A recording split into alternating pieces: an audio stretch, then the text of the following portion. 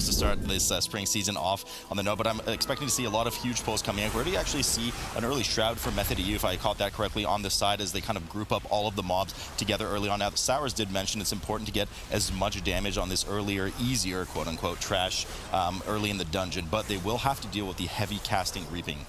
Yeah, so we see, of course, this Templar has a lot more HP than the other mobs in this first room, which they decided probably was not worth to kill on Method EU side, while the Fallen ones actually chose to kill it. Now we see the only difference here in the composition is the Windwalker versus the Demon Hunter, and the Windwalker is just so much better because of this composition that gives the physical debuff on the trash right now. There are a couple of advantages that the DH bring as well, just in the form of kind of true CC, the kind of crowd control that you can run by safely without aggroing the trash. We do see what is known as a snapping technique, or kind of coined by the players these days, from Fallen Ones on the right side, where you can kind of warp mobs on top of you on these Braziers commonly in this dungeon. A few other spots in other dungeons too, but we do see Fem grab some of the mobs there, snap it on top of the Brazier, and then safely go off to the side. But Nagar, we should also mention today's affixes. Yeah, so we have Grievous, Raging, and Fortified, of course. Now, Fortified in this Shrine Dungeon is actually kind of complicated because there's so many mini-bosses that do get buffed by Fortified.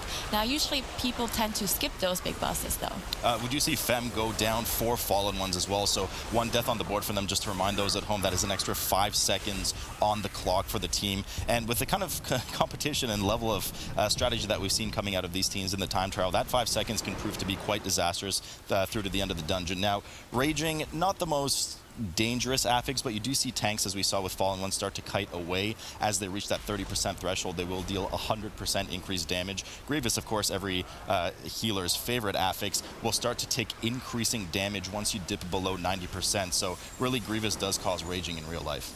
Yeah, so of course the first pull, Method EU handled that a lot better. They didn't need the place back to kite, so that means they actually had a very good control once the mobs were raging. And there's a lot of casters who cast a deadly spell on the tank, so if a couple of them go through, then the tank might die, as we saw on Fallen one side. Yeah, that elemental, that water elemental that we just got a sneak peek of on Method EU on the left is particularly dangerous, has a ton of health, and will just kind of stun players throwing them up in the air. Method EU goes ahead and aggroes the first boss, Accuseer, which actually was part of the design panel for that. You're welcome, Jack. Accuseer is now aggroed over on the Method EU side, a 2-phase boss. The first phase is just the boss himself at 50%. He will split into 3 lesser elementals, all having this surging charge that if you get hit by, not only deals a massive amount of damage, but should you survive, you can actually get hit off of the platform as well.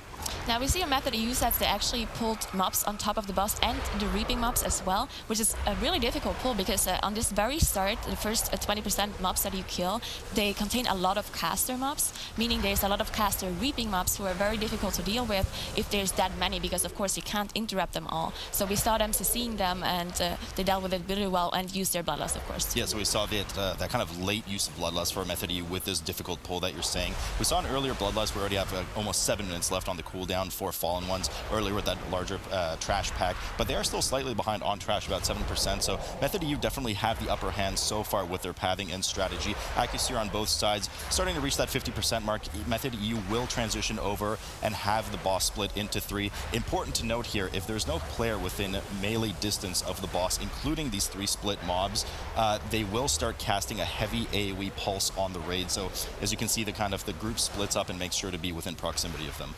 Yeah, and of course this intermission phase where they split up is quite difficult to handle because you have 3 mobs casting the boss's ability by themselves pretty much. So it's 3 different kinds of abilities that you have to deal with, and we saw the people just dodge the rush, the surging rush, which all 3 mobs cast in a direction. If you get hit by it, you get knocked back and you get a lot of damage, so you can fall off the platform as well, which of course you don't want to happen, so we saw them dodge down the stairs there. Probably should not have named your team Fallen Ones if you didn't want that to happen, but they're quite safe so far on the right side, dealing with the third split for them. Aklung finally does go down for Method EU. The boss will kind of reminisce into its full form at 10% health. You deal 40% damage during that second transition. Once he goes down, they'll be able to kind of move on into a series of mini bosses that have a ton of health, but a lot of teams often try to skip them. Yeah, so the very first mini boss that we see here is usually they don't kill him not because they're too difficult to handle, but because they just have too much HP for the percentage that they give. So we see most teams probably gonna go and skip ahead those mini mini bosses unless they manage to pull a couple of. Okay, so we see them shroud past here, and they didn't even pull the small most, which we see sometimes.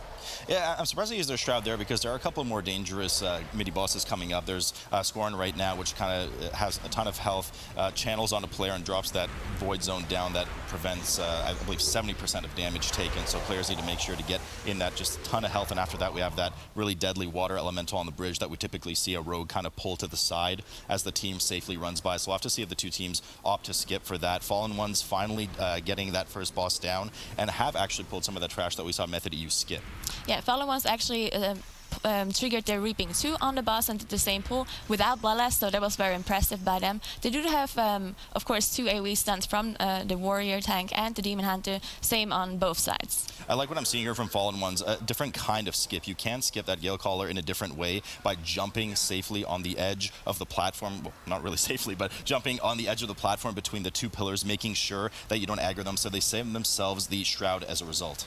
Okay, so we see on Method EU side, they actually skipped the mini-boss here with an interesting skip, while also triggering the Reaping at the same time. So now we see the Reaping mobs coming from the back towards this trash pull that they're doing here. It's also a pretty big pull from Method EU coming out here. Big pull here from Fallen Ones as well on the right side. They kind of CC'd some of the mobs, those early heavy melee mobs, making sure that they use Sap, and as we mentioned earlier, the CC from the DH as well, the Imprison, which is kind of a true CC, if you will, for lack of a better term, where you're able to actually run right through the mob once they're CC'd, no problem and no aggro, whereas some other ones, such as Paralyze from Monk, does not work. Yeah, they actually CC'd them. I think so Fem could walk through, the tank could walk through, pull the mobs from inside and get back out. So he doesn't have those 2 mobs chasing him and hitting him in the back. And when he was out, he would pull or he would remove the CC from those 2 mobs outside and drag them with. Yeah, we're seeing a bit of cutting here coming out from now the Prot Warrior on Method EU on the left, making sure that he doesn't take too much damage. Now, there are a lot of casters in these packs. These initiates have lower health, but they've already cleared out most of the apprentices and the Spirit Callers here, making sure that not too many water bolts connect with the tank. Because as strong as a Prot Warrior is, you only get that reflect up every 25 seconds, and it can deal a disastrous amount of damage, especially when enraged. We're seeing that Iron Hull Apprentice getting kited just a bit as it buffs itself with increased physical damage, and it was already raging there. Azalea probably did not have that Soothe ready. Yeah, so now we come to that boss. We see Fem actually dying on the Fallen One side, which is, I'm not sure if they have a okay, they did the skip. Okay, so they did the tank skip where he actually drags the boss away while everyone else walks past, and then they use the rest, which does cost them more time, of course, because they need to cast the rest, while on Method EU side they didn't have to have the tank die. So we do see the second boss getting aggroed here for Method EU, Brother Iron Hull and Gale Caller Faye. We do have, it's kind of a, not really a council, I suppose, a duo boss here, where each boss has a different kind of rune that they put on the ground. Right now we see Gale Caller Faye had put her down. It increases your haste by 25%, including the boss's haste in there, so the tank does take a bit more damage, but we are in a fortified setting, and they are quite substantially geared, so it shouldn't be too dangerous for them. What is most important on this boss is to make sure that you get proper interrupts on Gale Caller Faye. Yeah, Gale Caller Faye keeps casting this AoE ability Slicing Blast, which does AoE damage to everyone and also applies a debuff, increasing the damage taken from Slicing Blast therefore and after. So we see them interrupting that cast, and every time you interrupt the cast successfully, she actually spawns more tornadoes that you need to dodge. So, but we see them we see them interrupting it, but there's also some of them who go through, as we see, each of them has 1 stacks, which is not too dangerous in a fortified setting. Brother Ironhull also does bless himself, increasing his physical damage substantially as well, while decreasing his speed. Now, at this level, chances are the tank will just, I was about to say that, but he's actually running away scared. They do often stay in and just kind of eat the damage to the face. Warrior tank should be able to do that, but played it a bit safe there now, did. He ran off to the side, making sure he doesn't take too much damage, and he does have that hindering cleave frontal, which does snapshot its location. So the tank can bait it in one direction and then kind of just move left or right while sustaining DPS on the boss. Now we see Saelia on Method EU side actually went ahead and pulled some trash on top of this boss here. Once the caster was dead, once Faye was dead, there was no more dangerous mob anymore, as the melee boss is not so difficult to deal with. And he pulled some mobs ahead to just get more score while dealing with this boss. It is important to note for Ironhull as well, he drops his own version of the rune that we saw earlier on Scorn that decreases all damage taken by 70%, including on the boss and the trashes. So you want to make sure that you move him out of it, but it also gets rid of any debuffs on you. So if you have any dot, anything like that, including the bosses, poor Shadow Priest, then you want to make sure you move them out right away. So the boss does go down for Method EU, and they move over to these Enforcer packs. Now this is actually a really dangerous pull here. There's a Ritualist in there that needs to be interrupted. If it gets successful cast off, it will do Shadow Bolt AoE damage to the group with a stacking Shadow damage taken debuff. Every time you miss an interrupt, it will wipe your group, and these Enforcers do a mass amount of tank damage with Deep Smash. Yeah, we might see now Kite a little bit here as we see him walk up, because as we said, those Enforcers do so much damage, but the fact that you need so many interrupts, that's the good thing about having those triple melee lineups, right? Of course, melee have a shorter cooldown on their interrupt compared to ranged DPS, so pulling a lot of those caster mobs actually works for those triple melee setups. Yeah, so you can see now safely kiting away, standing in that Ring of Peace, does not want to get anywhere near those Enforcers in an enraged fashion here. If they get that Deep Smash off, it's pure nature damage. It does a ton of damage to the tank. Not anything you want to be near unless you have heavy CDs. Does move away, and they safely get this entire pack down. A really dangerous pull there, and really well done by Method EU. Okay, so they keep walking past us. They might do a Shadow Meld skip here, as we see them all being Night Elves. We saw the Shadow Meld right here coming out. So they actually have 2 Shrouds, and they have the Shadow Meld. So they can skip a lot of mobs whenever they want to. And here we see the Shroud coming out. So they're skipping a lot of trash, probably going to the next boss here. Not forgotten, of course, Fallen Ones on the right. Finally just about to get Brother Ironhull down, and I would expect them to see out of them, rather, a similarly dangerous pull. Method EU just grouping up here on the left side as they approach the 3rd boss's room in just a moment. They do opt to do 1 pack of trash here on the bridge. There are 2 patrols of 4, and of course the tentacle at the front that nobody ever deals with. We do see a couple of Reaping Mobs just start to leak in. That's not a problem for them. They can be cleaved down easily, and they kind of choose the lesser of 2 evils with these 2 patrols, as there's only 1 Depth Bringer, and those Depth Bringers do a lot of damage to the tank with that Rip Mind. Yeah, there's 1 frontal cast, as we just saw now, dodge. If you get hit by that, you actually get stunned, so it's very important to dodge this one. It is dispellable, so in case only if 1 person gets hit, it is dispellable, but you still have to be careful to not get hit by it. Yeah, and part of the issue too is that they kind of synchronize their cast, and that if you get caught by one, you start getting caught in a chain of frontals, something you don't want to deal with. We do see Fragments here run in and start the boss RP, because there is a bit of RP until that 3rd boss spawns, making sure that it starts so they can just get in there whenever they want. They do actually pull the 2nd group here as well. These Depth Bringer is really dangerous. A lot of really annoying casters, Void Bowls that do a moderate amount of damage, and the Rip Mind that I mentioned earlier goes on the tank, does a substantial amount of shadow damage, and decreases your maximum HP by 10%. So you want to get interrupts on those, otherwise it'll be Rip Group. We actually see Fallen Ones pull this Tentacle pack on top of a Patrol pack, which is a pretty big pull. I think they also used their Bloodlust here for this pull. And on Method EU side, they're really close to proccing their Reaping. I'm interested to see what exactly they're going to do with the Reaping. They might trigger it and just pull it on top of the boss, or they choose to do it after the boss. Yeah, so they do stealth actually past these small tentacles on the side. Now, these dwellers actually transform into those void lashing tentacles, and they're rooted in place there. It could be a bit dangerous on some of the group if the healer, if they focus 1 person, or if the healer kind of falls asleep at the wheel, but they opt to just go right past them, not even spawn them, and right onto Lord Stormsong, the 3rd boss of the dungeon. Now, Lord Stormsong does do some significant mechanics, especially the one that is most dangerous is probably his ability to cast on a random player. It slows you, and it does an initial burst damage, but it's fortified, so as we just saw, Sally got hit by it and only removed 30% of his HP, so it shouldn't be a big deal for them. Yeah, so as you mentioned, that Rip Mind is definitely very dangerous. Does just the slow and the dot as well. Now, it is important to get this Void Bolt that we see here from Method EU interrupted as well. Interrupted, but also, I just say this out of personal annoyance, somebody always interrupts when Spell Reflect is available on a Prot Warrior, so you want to coordinate it really well, because there are some key bosses where Prot Warriors can Spell Reflect some really heavy damage, magic damage abilities, and actually do a substantial amount of damage to the boss. So really well coordinated here from Method EU, making sure that they don't interrupt when now Spell Reflect is up, and they're just chiseling through Lord Stormsong's health right now. 30% already on the board. Fallen Ones just now moving up to the room.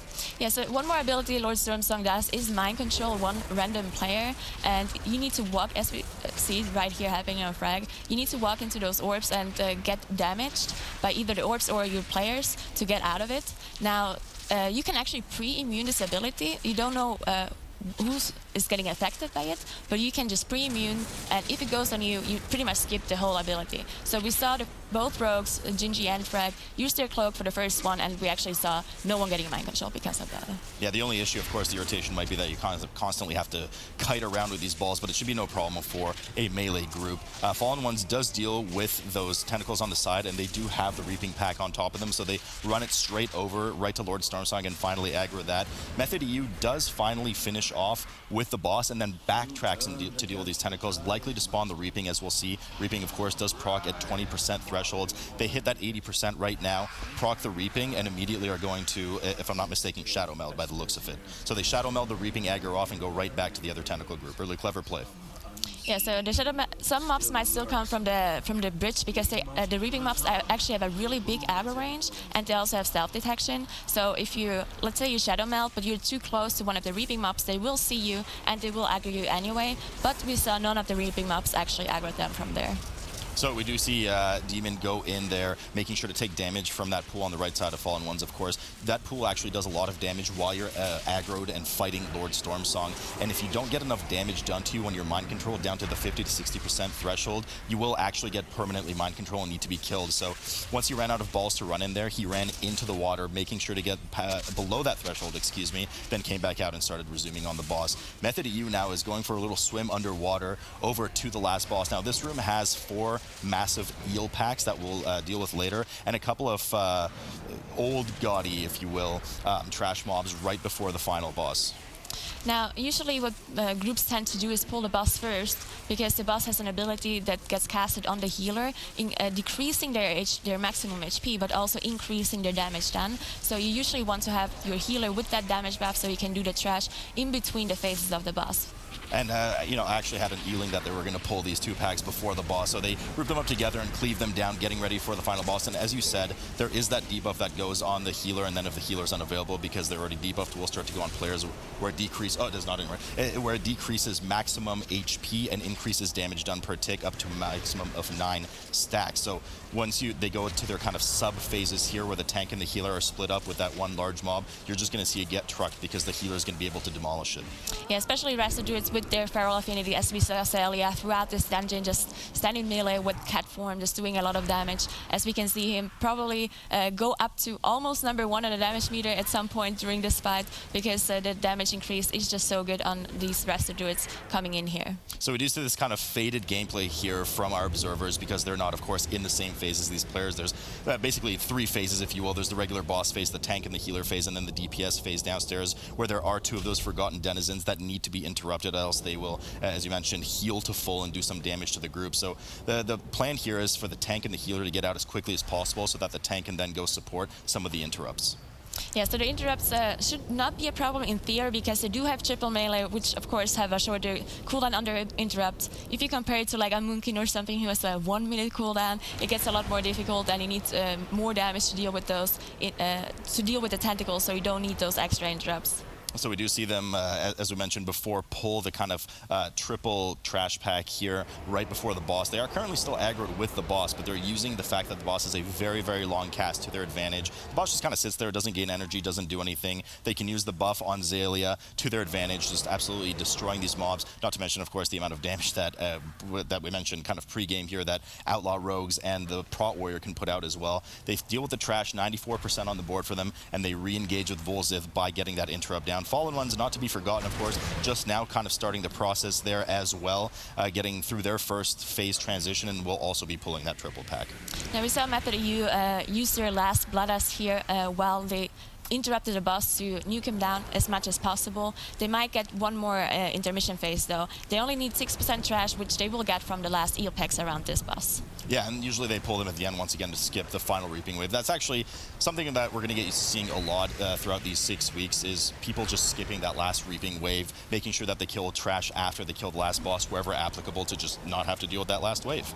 Yeah, so one more thing to note is the debuff, as we said, on Sally, which increases damage but also decreases your maximum HP, is very dangerous for pretty much anything. So Sally has to be careful when he does damage to those eel packs, because if you get aggro and you get one melee swing by this eel, it might just kill you, and it also applies a debuff on you, a ticking bleed, which Sally has to be very careful about. So right now we're seeing the final percent come here from Method EU as they, I want to say quite dominantly take this first game. Really clean gameplay, no deaths on the board for them, and Method EU go up 1-0 in the series. Hashtag MEU or hashtag FO for your vote. Salute Nagura, take it away. Nagura, you mentioned earlier, this is your least favorite dungeon. It is. And that you hate it horribly. Method EU, right off the bat, pulling these kind of first 7 shadow mobs in the main hall, cleaving them down ASAP. Now, we do have a set kind of path through this dungeon, and I believe the top left yes. leading over to the Witch's Triad is the main path that the players will see here. Also set spawn location for the witches that spawn, the lieutenants that spawn around the area. So players do know what they're getting into. We want to kind of keep everything as consistent as fair as possible in terms of RNG. Now we see a Shroud coming out of Method EU here, and they actually choose to skip the Triads for now and pull some trash in this yard here. This trash is very dangerous for the tank. Outside from Necrotic right now, the captain, everything just melees really hard for starters, does a ton of damage. The guards themselves have a frontal shadow cleave that does a ton of damage. Melee players want to be careful not to be in front. And the captains have a cast that needs to be interrupted that, should it go through, provides them with a magic buff that takes 35% less damage. And when you're in a race right now, you certainly don't want those casts going off. And they don't exactly, well, first of all, I doubt the teams are running Blood Elves. We don't see Blood Elves much these days anymore, especially in this Reaping Affix mania. We see Night Elves. So it's going to be very hard for them to strip those buffs from the ads should they get them off. Yeah, we also saw Witch spawning their Divine Twister, which actually needs a lot of interrupts as well, because if the cast goes through, it's very dangerous. So they need a lot of interrupts on this pull. While we see Fallen Ones actually chose to pull the boss. Yeah, so they pulled the boss, pulled a bit of trash on top of it. The Triad here is a bit of an interesting boss. You do fight essentially one witch at a time, even though the other two are there casting some minor damage bolts on the group. You have to get them through 50% chunks. So Selena was first to go down to 50%. Now we're seeing the second phase for Selena. Once each witch is empowered with the Eye, they have a special ability that is cast on the group. Selena herself will mind control one of the members of the group. You want to make sure that you stun them or something so that they don't cast all of their defensives and offensives on the group. Malady, or Milady, is now active here, and she will be casting kind of an AoE shadow damage. Players need to make sure you group out, and they all have their respective auras as well. So this one currently, you want to make sure you're constantly moving around. So I see players jumping around all the time, making sure they're getting rid of that dot, and then Sister Briar as well. Yeah, so for the mind control, of course, people have to be careful to use their defenses prior to that mind control coming through, because we see them having cloak and ice block, and if you get mind controlled and the mage just stands there in ice block while being mind controlled, of course it takes forever to get them out. So we saw all of them use their immunities first, and we also see them pull some trash on top of the boss actually. So Fallen Ones does finally down the Triad, so they're technically at in terms of boss count, but we do see that Method EU has a kind of weird pattern going now. They finally proc their first Reaping, drag the entire Reaping in on top of the boss, and they have now also aggroed the Triad, dealing first with Sister Selena with that mind control version of the boss, after which we'll see Malady as well. And then Briar, we didn't mention, but Briar does have a Briarthorn nuke on one of the random players that adds a grievous effect to them, making you kind of just bleed at increasing rates until you are healed above 90% health. Yeah, that debuff from Briar, the needles, they actually need to be healed up very quickly, because if you push Briar to 50%, then Selena is going to be active again, and she has the aura that decreases healing by 50%. Now, if you still have this grievous debuff on you while Selena gets active, then it's going to be a lot more difficult to heal the people up and get rid of that debuff. Yeah, I mean, Method EU just chiseling through all of that first Reaping pack. Reaping itself is not too dangerous. You know, at this level especially, players are going to look to combo it with whatever they can or just skip it entirely, which is why we see this kind of interesting pathing from Method, making sure that they get that 20% first and then dragging the entire Reaping group onto the pack. The main Reaping mobs you have to watch out for, of course, there's 3 kinds. There's one that kind of deals that tank smash, one that adds a dot to the tank, more melee based, and then the casters. The casters are sometimes the most dangerous, as they do cast Grave Bolts on random members. So if you kind of accrue too many of them and you just don't have the interrupts for them, it's going to lead to some problems and some deaths in the group. Important to note for those at home, we do have that Necrotic Affix and Bursting. We haven't talked about Bursting too much, and it's something that's going to be quite important going into the other hall because of all the small mobs. Yeah, so in the next hall, before the second boss, there's going to be a lot of small mobs that do apply this bursting, and of course they want to be fast, so they want to do some huge pulls. We might actually see them do some really big pulls, and the people who cannot immune the bursting will actually just try to run away and outrange it, but it has a really far range, so they would have to run pretty far, and the rogues would have to finish up the mobs and then cloak the debuff. Yeah, I mean, at some point, they might just cut their losses and have some purposeful deaths in order just to get a massive pull done. But we'll have to see exactly as Fallen Ones on the right side just now approaches their first Reaping pack. In just a moment, they're pulling the last 3 members. They're getting that last Vine Twister down. Reaping has now procced the first wave for Fallen Ones, so those will be kind of funneling in and getting in ASAP. We should see a lot of damage coming out of here from Fem and Naladra in a moment, but they're dipping quite low with the Reaping. Shella goes down. Dr. Shella. It is Dr. Shella. Yeah. Dr. Shella does go down, so they do have a death on the board. Sierra getting quite low as well. He's getting a bit unstable in this hall, one of the more dangerous halls. Sierra does go down as well. 2 deaths on the board for Fallen Ones as Fem starts to back up and just try to keep himself alive, but there is a really heavy dot coming from the Reaping mobs on the tank, along with Necrotic. Spells disaster for Fem as he goes down. 3 deaths on the board for Fallen Ones. Method still keeping it stable. The chunking quite hard with that bursting, but the Zele does manage to heal through it. Yeah, so Shella dying here, the mage was just responsible for the slow, right? So they did this huge pull. They relied on Shella slowing them up so Fem can actually kite, but Shella going down means there's no more slow available, and Sierra and Fem dying because of that. Yeah, I mean, there's just a tremendous amount of damage. Part of why we alluded that this place is so dangerous for tanks, just not a lot of space to move. But speaking of spaces to move, Method, you have reached that kind of safe haven area of the courtyard right before the Soulbound Goliath, the second boss of the dungeon. I mean, technically the bosses are a bit optional, but just because of the way you are forced to go in the dungeon, they will likely be doing with the Soulbound Goliath first. But they're kind of trying to get as much trash as they can within this courtyard area. Nagura, we do know that you have those lightning strikes that spawn fire in the ground that does deal increased damage to mobs in this area, only for those that spawn in the courtyard, of course.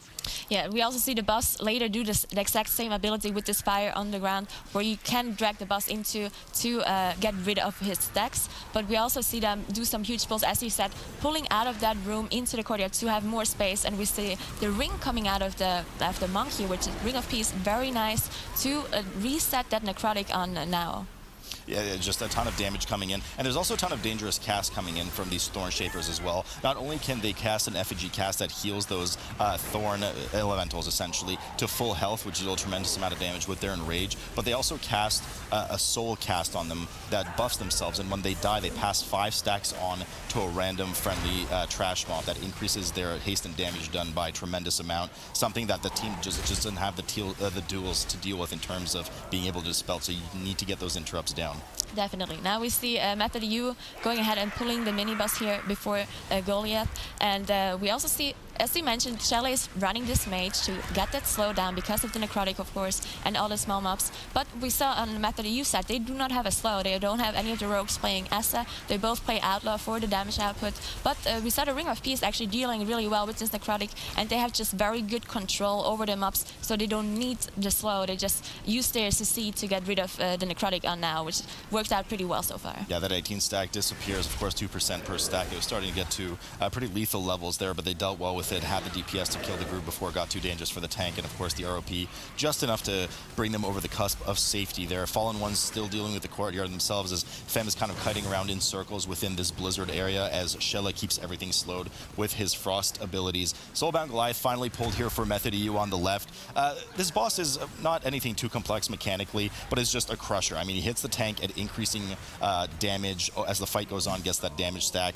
The tank will eventually need to reset his stacks by bringing him into the fires here. Now, you can get in a bit of trouble with the RNG of where the fires spawn, depending on when the tank needs to drag them in, so they need to play it a bit safe, not leave it to the last minute, otherwise they might just not have the fire spawns that they need. Yeah, sometimes we see groups actually not go into the fire and just deal with the increased stacks on Goliath, but it's going to be a problem with Necrotic here, of course. So if you have Necrotic and the boss dealing so much damage to the tank, they might actually have to drag him in. Now, the problem is that the increasing damage doesn't only go on the tank, but if you drag the boss into the fire, he starts casting an AoE on the whole group, and the more stacks he has when you drag him in, the more AoE damage it's going to do. So they have to be careful to not stack it too high before they drag it into the fire. Yeah, you do need this perfect balance of making sure the tank is still still safe, but not over-clearing, that it starts to put the group in too much danger. And of course, we do see some thorns occasionally go up on players that will bind them in that location until the thorns are destroyed. So it can go up on the healer, something you want to make sure that you delete right away. There's no bop available in the group from a paladin, something that you can kind of use as an immunity. The Soul Goliath now getting kited out near the fire, making sure that they try to clean the stacks. It kind of looks like they either missed the fire or they just kite around in a circle for a second. I don't think I saw a reset for Method EU there. No, I didn't see a reset either. Maybe they just taunted the boss off of now to reset the necrotic stacks or to get like an immunity or something out from someone else. So now can actually deal with it without resetting. Yeah, I think there was a taunt coming in from Xaylia there, just reset those necrotic stacks. There's a bit of RNG involved in the necrotic. If you get some lucky parries and dodges in, you can actually reset it, especially when it's a slow swinging single target like this that has some cast. But we do see another taunt with a kiting around in a circle coming out just to make sure at the end that now is safe, doesn't have that last second death. And they're now finally heading over into, well, this wing that's quite dangerous that we mentioned earlier. Yeah, lots of small mobs here, lots of random debuffs on the group that get applied, like Spit, and we have mobs jumping around, applying Bleed, and it can be random who they jump on. So sometimes if you get like 3 Spit debuffs or 4 Spit debuffs on one person, it might be very dangerous. Yes, and not to mention the Infest coming in from the Maggots. Just does a ton of damage, kind of burrows into a player and then splits in two, and we all kind of get horrible flashbacks of the first season's Affix worth of Infest. Now getting quite low there, but does safely manage to get away. Fem also dealing with a mass amount of necrotic stacks that finally fall off last moment. A lot of damage going out on the group right now in the form of bursting, as Fallen Ones actually opts to clear a lot of the trash in the hall that Method EU is already headed to, but Method EU has already killed the second boss. Yeah, Method EU, of course, we saw the bursting coming out here, and they dealt really well with it. They didn't refresh the bursting last second, which is one of the most deadly things you can do. If there's a really big pool, you just have to be careful to get like 3, 4, 5 stacks at once, and then you have to stop damage, make sure nothing else dies, because if the bursting debuff resets or refreshes at the very last second, it's a lot of pressure on the healer. Yes, Jack and I refer to that as DPS braining, when they do not like to listen to what the tank and the healer need and then just keep rocketing stuff and getting that bursting stack up. But these teams, of course, well disciplined in that regard. No concern for them as we see the third Reaping wave hit for Method EU, and not far away from that, Fallen Ones as well, looking to proc that Reaping, which they might actually just drag right on top of the Soulbound Goliath as we're looking at them now. Fem dipping quite low as well, dangerous with the necrotic stacks, but uses that Frost Maze to his advantage to get away. Yeah, so pulling the Reaping mobs on top of Goliath is a bit of a problem, because sometimes the boss actually resets if we get the Reaping mobs on top of there. So let's hope they have a strategy for that to not happen, as we see them go in here with the Reaping mobs on the boss. Now you're making me nervous. We'll have to see. Bloodlust does come up from Fallen Ones and up from Method EU as well. Method EU dealing with some of the trash on top of Rawl, the third boss of the dungeon. Stationary boss there, so the tank does have to stay in proximity, else somebody else will suffer the consequences of melees to the face. Fallen Ones have pulled all of that Reaping on top of the Soulbound Goliath. I mean, Method at this point is just ahead. I mean, there's no sneaky pathing here from Fallen Ones. They're just falling a bit behind at this point. They're using their Reaping boss combo, Bloodlust, on top of the second boss, something Method has already done, and has already done it on the third boss now. Yeah, so Method EU quite a bit ahead. They are on Rawl now, and this boss really doesn't do much AoE damage if you don't get hit by any abilities. Most of the abilities are avoidable. You can walk out of them. So we see Sally just being catformed this whole time, doing damage. It doesn't look like he does a lot of damage, but 10k DPS as a healer is actually quite good.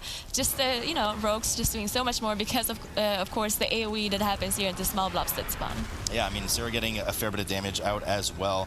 Both warriors just dealing a huge amount of damage, part of the reason why Prot Warrior is so popular right now. But we are having a bit of disparity as well. I mean, I know the utility is good from the Frost Mage, and they can certainly put out some damage, but just not to the same level as having a second Outlaw Rogue a lot of the time.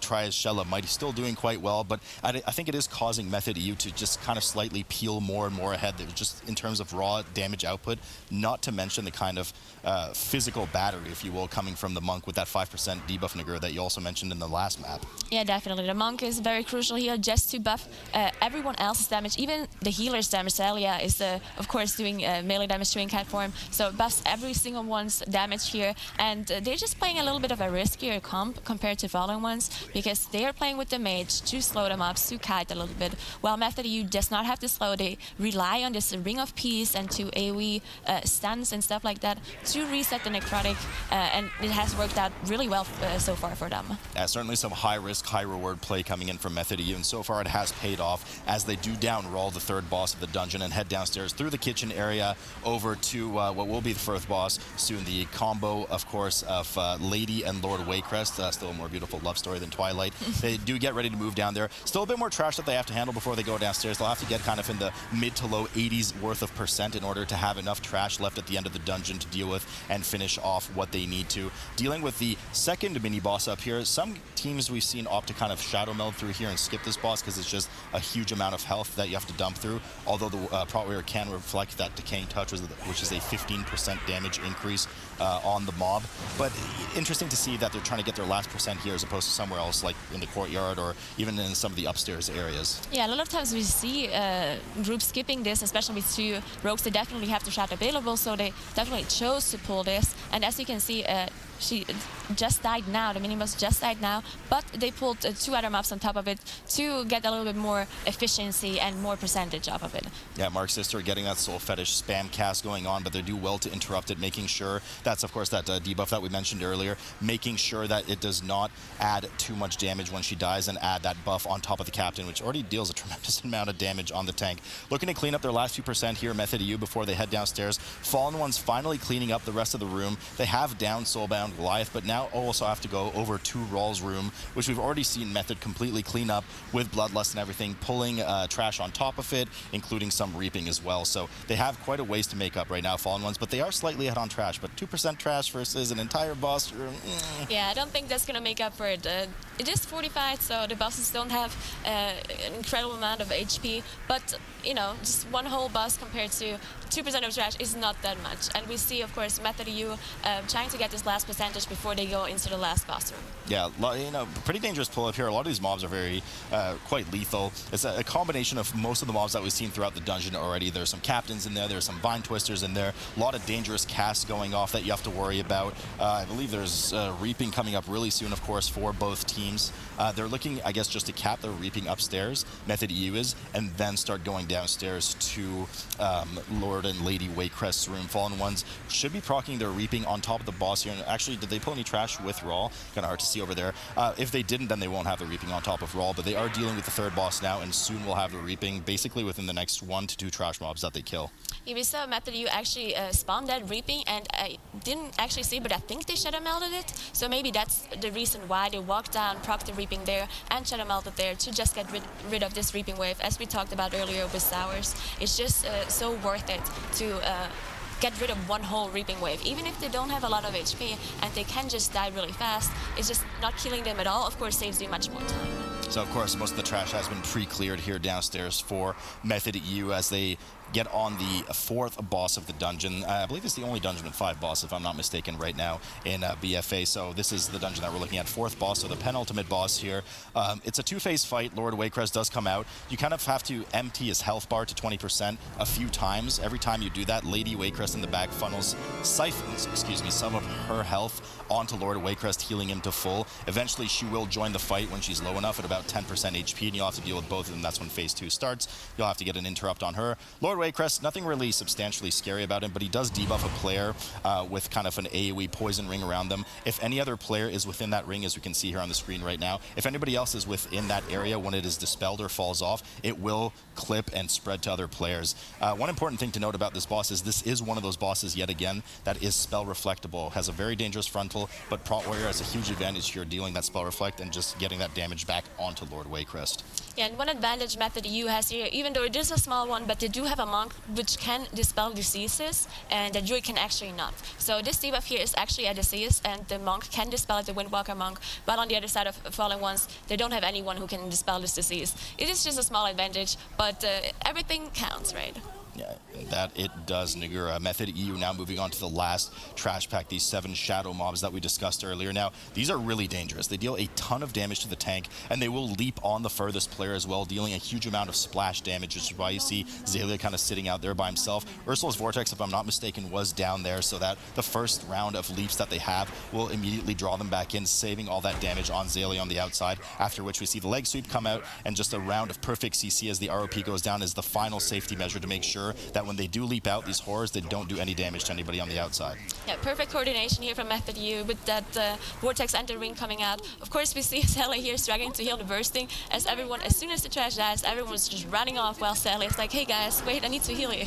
Yeah, so Gorak Tool, the final boss of the dungeon. Not a lot of trash separating the other two, but there is some, speaking of trash, there is 8 more % that Method U needs to make up, which should be easily done after this boss, if I'm not mistaken. They can pour it back up in the dungeon, and wherever they need to pull, they will pull. So we'll see exactly what they decide to do with that. Gorak Tool, though, the final boss here. Nothing too crazy. There is a cast that needs to be interrupted, can be interrupted by 1 melee, as it is a 15+ second CD cast. Nothing too bad to deal with, but really is these Death Touch Slavers, Nagura. These are kind of the main focus of the fight. Yeah, the Slavers, they target a player and cast an ability. If it goes through, you're actually stunned by it. So it's very important to interrupt it. You can interrupt it by knocking them, by stunning them, and so on. So I assume, of course, they do have a rotation coming in from different kinds of CC to interrupt it. And, of course, you need to kill them at some point, and there's going to be lanterns that spawn around the room that usually the healer picks up. And then once they die, you can actually burn them so that they don't get revived by the boss. Yeah, usually the healer picks them up. Right, Jack? So Gorak Tool now down to 36%. We mentioned earlier, of course, we are in this fortified setting. Nothing too dangerous from these bosses, really just kind of a health chunk that they need to deal with. Nothing too dangerous for the teams. Necrotic, not very dangerous for the tank either in a kind of singular mob setting. They do have a ton of stuns they can do. Of course, these slavers did not used to be able to be CC'd by most means, but now can. One spawns every 15 seconds between shockwave, sweep, individual rogue stuns between the eyes coming out from the rogues. There's a ton of crowd control that they can do with those mobs to make sure that the channel do not come out and stun the players. Gorak Tool now down to 10%, as Fallen Ones is just now starting to clean up Lord and Lady Waycrest. Yeah, it's interesting to see that Method U is going to backtrack afterwards to kill this last trash, because we don't usually see that a lot, that people go backtracking because of the time they need there to walk and loading screen and whatnot. It just takes quite a while, but I assume they did this just to get this routing where they can skip this one reaping, and they probably tried it and they said it's worth it, let's do it. Yeah, I mean, it seems to work out for them. Just 8% left, and this is one of the rooms that frequently you're probably actually not going to see this MDI, but so a bit of an uncommon pull here. This is, of course, in Rawl's wing, or the right side of the house as you enter the mansion.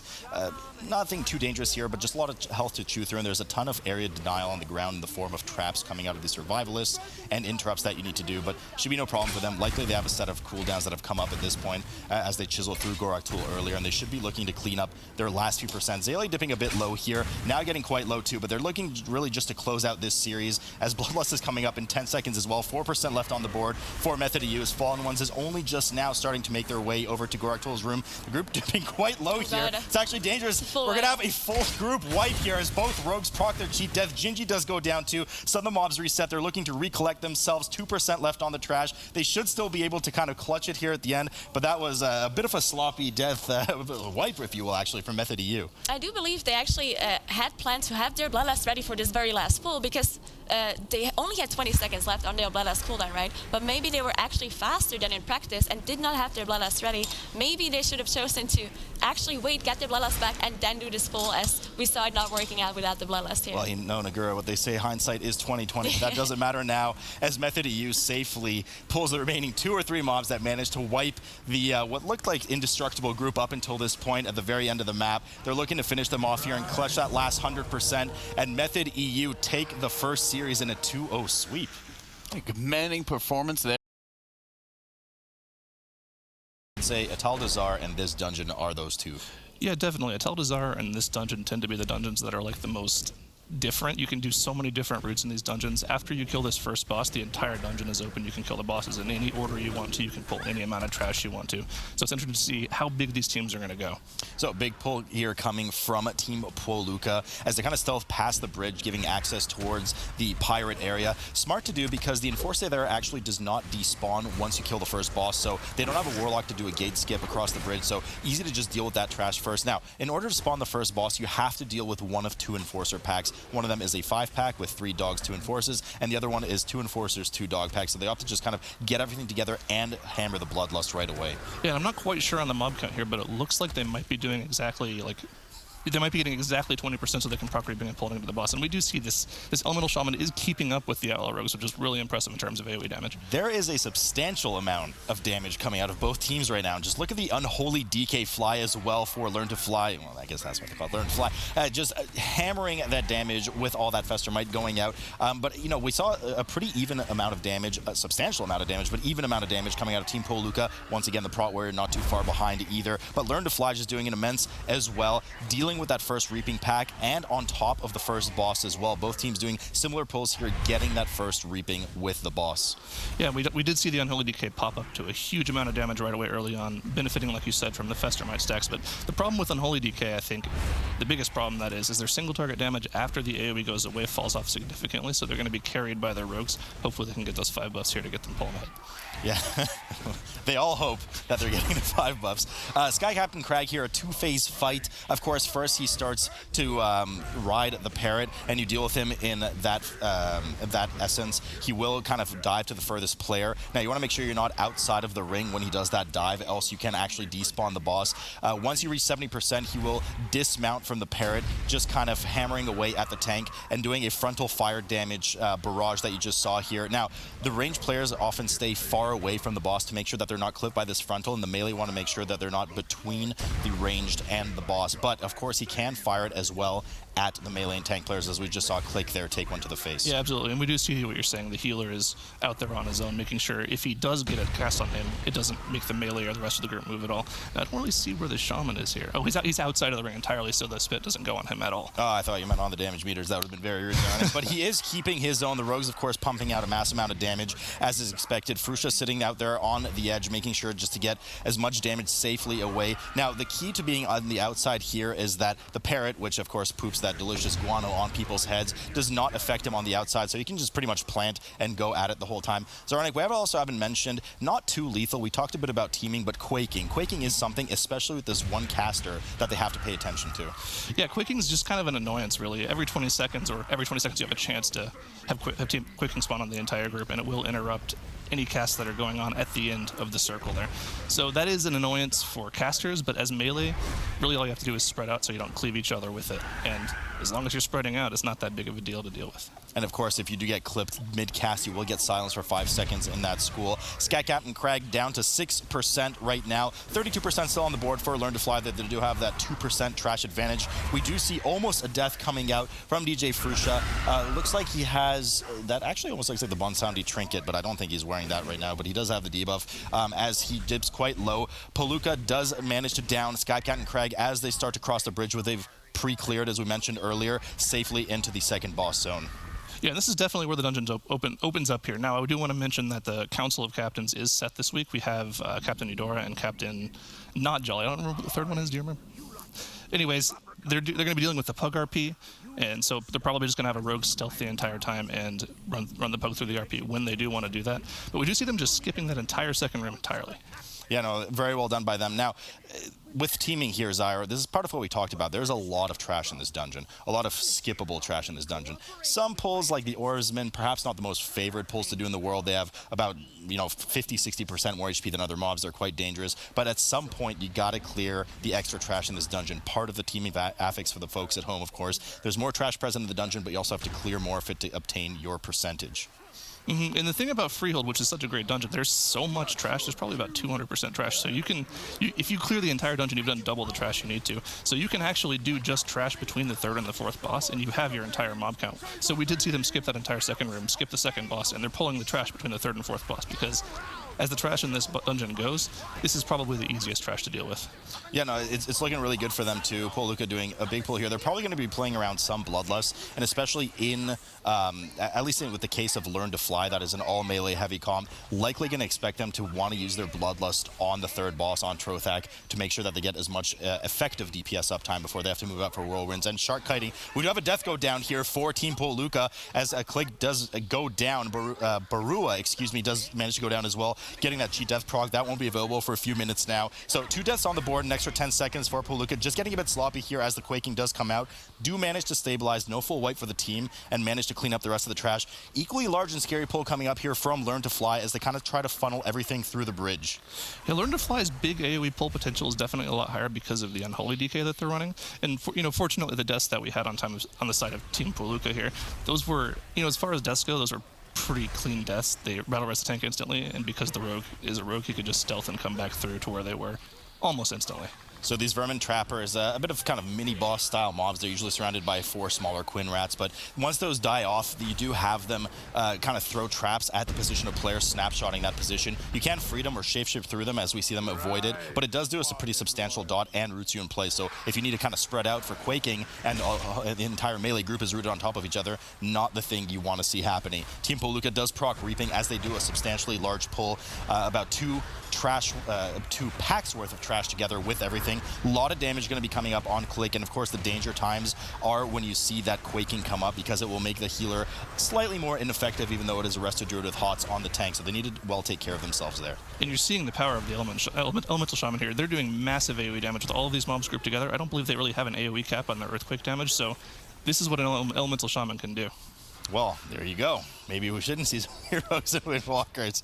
Frusha just absolutely annihilating those groups as we see a mass stealth come through over to Trothag, the 3rd boss of the dungeon. Now, it's not really the 3rd boss. You can do it second if you want. You could actually do it last if you want. There are a lot of strategies that call for different boss orders after you first dealt with Sky Captain Craig. A bit of trash coming into the middle area here, the Ring of Booty, if you will. Now, there's a lot of RP here, Zyro. As soon as they get to the ring, they have to kind of talk to that announcer and wait for the piglet to spawn. Yeah, and also, one of the things we mentioned earlier, because they have that ranged DPS, they might not use their Lust on this boss. They might save it for the Council of Captains, which does have Captain Eudora, who is incredibly dangerous on this tyrannical setting. Now, that being said, they did just start the RP, and you can kill this mini-boss here without having to actually pull the boss. So what they could do is they could kill this mini-boss, then just go back and pull more trash, and then come back when their Lust is available for them. Ludwig von Tortolin, the long-lost 5th Ninja Turtle, has finally been pulled over for Team Puolukka as they cleave down the rest of the trash, doing well to spread out for the Quaking. Now, nothing too dangerous about this mini-boss, just kind of tosses those slow-moving shells around the corner, which give you a minor punt if you get hit by them. Now, if you do get knocked out of the ring with him, he will despawn, so they have to make sure definitely not to do that. He is just a massive time dump. Does technically count as trash and trash percentage, and it's important for those folks at home to note that Reaping, when they spawn with baseline 50% HP of the original mob, meaning Ludwig von Tortolin here will have a 50% health version of himself spawn on the 80% Reaping wave, which is just a lot of time spent, Zyro.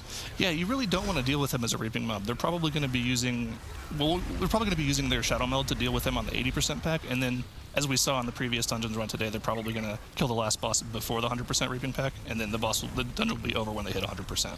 Nice view of that hippo in the background there with a seagull riding on his head. Particularly important to note for absolutely no reason. Learn to Fly does have a huge trash pack coming up now. They're still dancing around in front of the Council of Captains. As we saw, both teams haven't really done the event, or at least waited very long to do the event so that they get the extra trash percentage. Some of the trash before the final boss is particularly dangerous, and you have a captain there with a huge amount of health, so we're going to see a lot of skips there, and usually, as you know, of course, as a Warlock player, you kind of do the skip around the bridge and stuff. Not an option the teams have, but they do, of course, have the rogues, though we do see the mass stealth come out of Learn to Fly right now. Yeah, and they are a little bit ahead on trash percentage here. Actually, they're about even, but they're starting the RP a little later, so technically Team Puolukka is slightly ahead just based on that RP timer. But once again, while you're waiting for the RP, you can also pull more trash, so it's pretty neck and neck right now, actually. It's quite a close map, and you know, Zyra, as you get up here and you see, and you know from running yourself as well, I mean, with how close some of these teams are oftentimes, deaths on the board are a big deal. And I know it doesn't look like a big deal for those at home, 2 deaths on the board for Puolukka versus only 1 on Learn to Fly, but those 5 seconds can be crucial, especially in these dungeons that are just so just well-versed by these teams. Well, the biggest thing about deaths is not only the 5 seconds that it adds to your timer, but it's also the amount of time spent running back to where you were. If you don't have a battle res to instantly get back to where you were, You're talking travel time, you're talking damage you aren't doing while you're there. So even if it just says 10 seconds there, it's probably more like 20, 25 seconds. So we do finally see the reaping come out of Team Puolukka, and of course there is the Lost Soul representing the corpse of Ludwig von Tortolin. A lot of health coming up. Likely that that Lost Soul will die around the time the actual boss dies, I'm expecting, from Team Puolukka. Learn to Fly proccing their reaping as well on top of Ludwig, so they're not going to have to deal with Ludwig on the right side there once they get their final reaping wave, because likely they will skip that reaping wave. Both teams now have Bloodlust available. We do see, Zyra, as you mentioned, that Puolukka opts to hold on to that Bloodlust. Learn to Fly has not actually aggroed Trothak, the third boss, just yet, but they do have the Bloodlust available, and I would be willing to bet that they use it there. So the really interesting thing about what they're doing with this Lost Soul is this is kind of a fuel for the Elemental Shaman. He can apply Flame Shock to both the boss and the mini-boss, which gives him more Lava Burst procs, and on top of that, he can do a filler with Chain Lightning instead of Lightning Bolt for extra Maelstrom, which means, once again, more single target damage. This is really smart from them. Clever play from them. Learn to Fly just now dealing with the rest of the trash. It looks like they're actually running out of Trothak's Ring of Booty right now, either wanting to do some more trash or perhaps saving the boss for the end. Not really sure how efficient that would be in terms of movement, but they do aggro some more trash here, likely either wanting to deal with, I think what's going to happen is they're probably going to get to about 99% trash, something like that, and then use Shroud to skip to a Harlan at the end of the dungeon, and returning to Trothak in just a moment. Trothak here at 36% on the left side of the screen for those at home, with Puolukka as the Lost Soul, as Zyra, you mentioned, is kind of fueling a lot of DPS, single target DPS against Trothak, and it looks like they will perfectly die just around the same time. Yeah, it's actually, yeah, definitely. They're going to die at about the same time, and it's going to put them at about 85 trash. No, actually, the Lost Soul doesn't give them trash percentage. But yeah, so they're going to kill this boss pretty quickly, and like you said, they're probably going to instantly Shroud and go straight to Harlan. Shiver Me Timber, Sinky does actually dip quite low there and get that cheat death proc, and we have a death coming out of, oh, I actually leaned back for a second. The glare on the monitor made it look like he died, but 5% on click, almost lost their tank there last moment. Now, it is important actually to talk a bit about this boss. Can be quite scary for the melee, does that whirlwind a substantial amount of damage, but the real meat and bones of this fight is actually the shark that gets put out on a player and then will hop to its closest proximity target, dealing mass amounts of nature damage should it actually interact with you, which is why it's so crucial to have a ranged on the outside, Zyra, to make sure that they can kite that shark safely away from the melee pile. Right, we actually just saw worst case scenario there for Team Puolukka. The shark went into melee and caused both rogues and the warrior to kite around in a circle there for a second while the boss was on 3% HP. And that's just damage lost there. Ideally, what you'll have it do is you'll throw it at a range, and the range will guide it over to the healer, and the healer will say, okay, you guys go do your damage while I do all the hard stuff. And of course, Learn to Fly does complete 97% trash, actually. I predicted 99, close enough. But what I didn't predict, what I predicted incorrectly was that they would use their Bloodlust, and they're actually holding on to it. Unfortunately, I lost the bet needing to shave my head. I thought about it ahead of time, so we're good now. DJ Frusha dipping low on Team Puolukka as they deal with the last of their trash. So one team has now killed the third, well, actually the second boss, really. They haven't dealt with the Council of Captains just yet. So one team has dealt with the boss, and one team has dealt with the trash. So they're both kind of starting to come together now. So the two teams are actually quite close together. Trothak now at 45% for Learn to Fly on the big screen here. Team Puolukka starting to kind of mop up the rest of the trash that they need. Both teams just kind of want to edge on the border of the 100%, not proccing that final reaping wave. Well, actually, I think what's going to happen here is I think what Learn to Fly is banking on is they're probably going to proc their last reaping, pull it into the Council of Captains, because they can cleave that giant AoE from the Unholy Decay onto 2 bosses instead of just 1, and that'll be a massive, massive damage boost for them. Would be a smart play from them. Here we have Captain Raoul and Captain Eudora. So every week for players on live servers, we kind of cycle between which 2 of the 3 Council of Captains will be active. Here on the tournament realm today, we do see Raoul and Eudora that are active. Eudora, probably the most dangerous one of the 3 in general. She does Grape Shot randomly on players, which deals a substantial amount of damage because it's not always on the tank, and she will leap to 1-4 corners of the area, dealing that huge frontal that you want to make sure that you get out of the way of, because it will just absolutely decimate you, but also forces you to move out of position, especially in a way where Raoul will often visit you on top of the other boss while you're trying to cleave her down and start to do his barrel smash, which deals a tremendous amount of damage and punts you away. These bosses also can be reset. So if a player gets punted accidentally, hopefully, too far out of the arena, it will reset the boss and they'll have to start over. And there is actually definitely a tank skill cap to this boss as well. Throughout the entire fight, the other captain, Captain Jolly, will be tossing in brews throughout the fight, and these brews can do one of 3 things. They can either give you a crit buff, a haste buff, or a heavily damaging dot. Now, these also affect the bosses. So if the dot brew is coming in, the tank can actually kite the bosses into the dot and force the bosses to take extra damage. It's actually a huge DPS gain to do that. So tank positioning is key here. Sometimes the bosses are a bit stubborn, of course. If a brew is thrown and it's a beneficial brew on top of, let's say, a Raoul who's doing his barrel smash, well, then you're just out of luck there. You have to have him eat the buff and just make sure you get away from him, especially if it has the crit buff, because he will hit the tank quite hard at that point.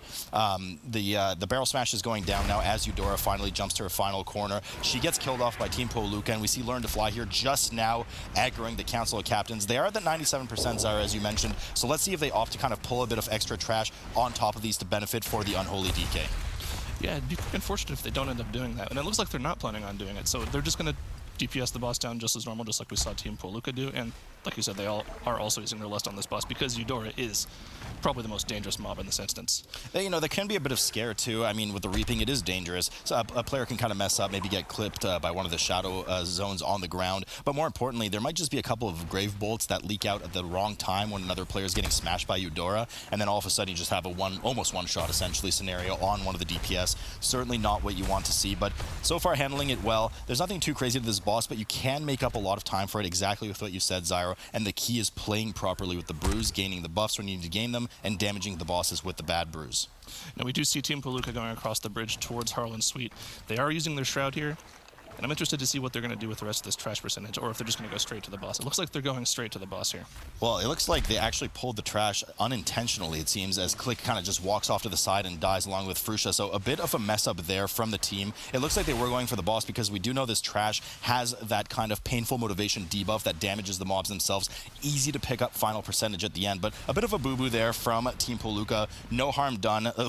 Oh no! They res right as the Quaking goes out. Quaking does baseline 20% of your health. Click was just not high enough health at that point as the Quaking pulsed, and they had just another silly death. 5 seconds plus res time on top of that. They finally managed to stabilize and pull Harlan, the final boss of the dungeon, saving the remaining 8% of trash for the end. A bit unstable here for Learn to Fly as well, as Edelweiss dips quite low, but they do manage to stabilize and are hoping to finish off that fight in just a moment. Harlan Sweet, though, here for Team Puolukka.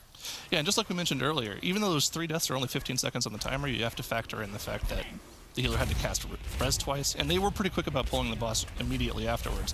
But those 15 seconds actually were more like 30, 35 seconds. Yeah, and they had to run off to the side and die once they realized they accidentally pulled, so it's certainly a pretty big time dump. Might cost them there at the end. Harlan now at 80%. 3-phase fight here. He will summon random kind of cannonballs that drop fire void zones on the ground, and as you can see here, the group prepares to do the Harlan shuffle, if you will, as they move over to the side, getting out of that cannon. Now, the key is that at 60%, the boss will actually cast his ability on everybody. So everybody's going to get the cannon, so you'll likely see the team sticking together to make sure that they bait around in a circle. Every third wave of cannonballs is usually causing the first wave to despawn, so you can kind of have a set path rotation. And the key here, as we see Gotyada do, is that the cannonballs don't impact immediately, Zyro. They go down, the Sorely shows up, and then you have a few seconds before they go down. Right, usually you can stack 2 at a time, but when the entire group is moving together, it's a little more difficult to do that. Now we do see Frusha standing out on his own here, so that when he does get it, he can kind of move on his own and do his own thing.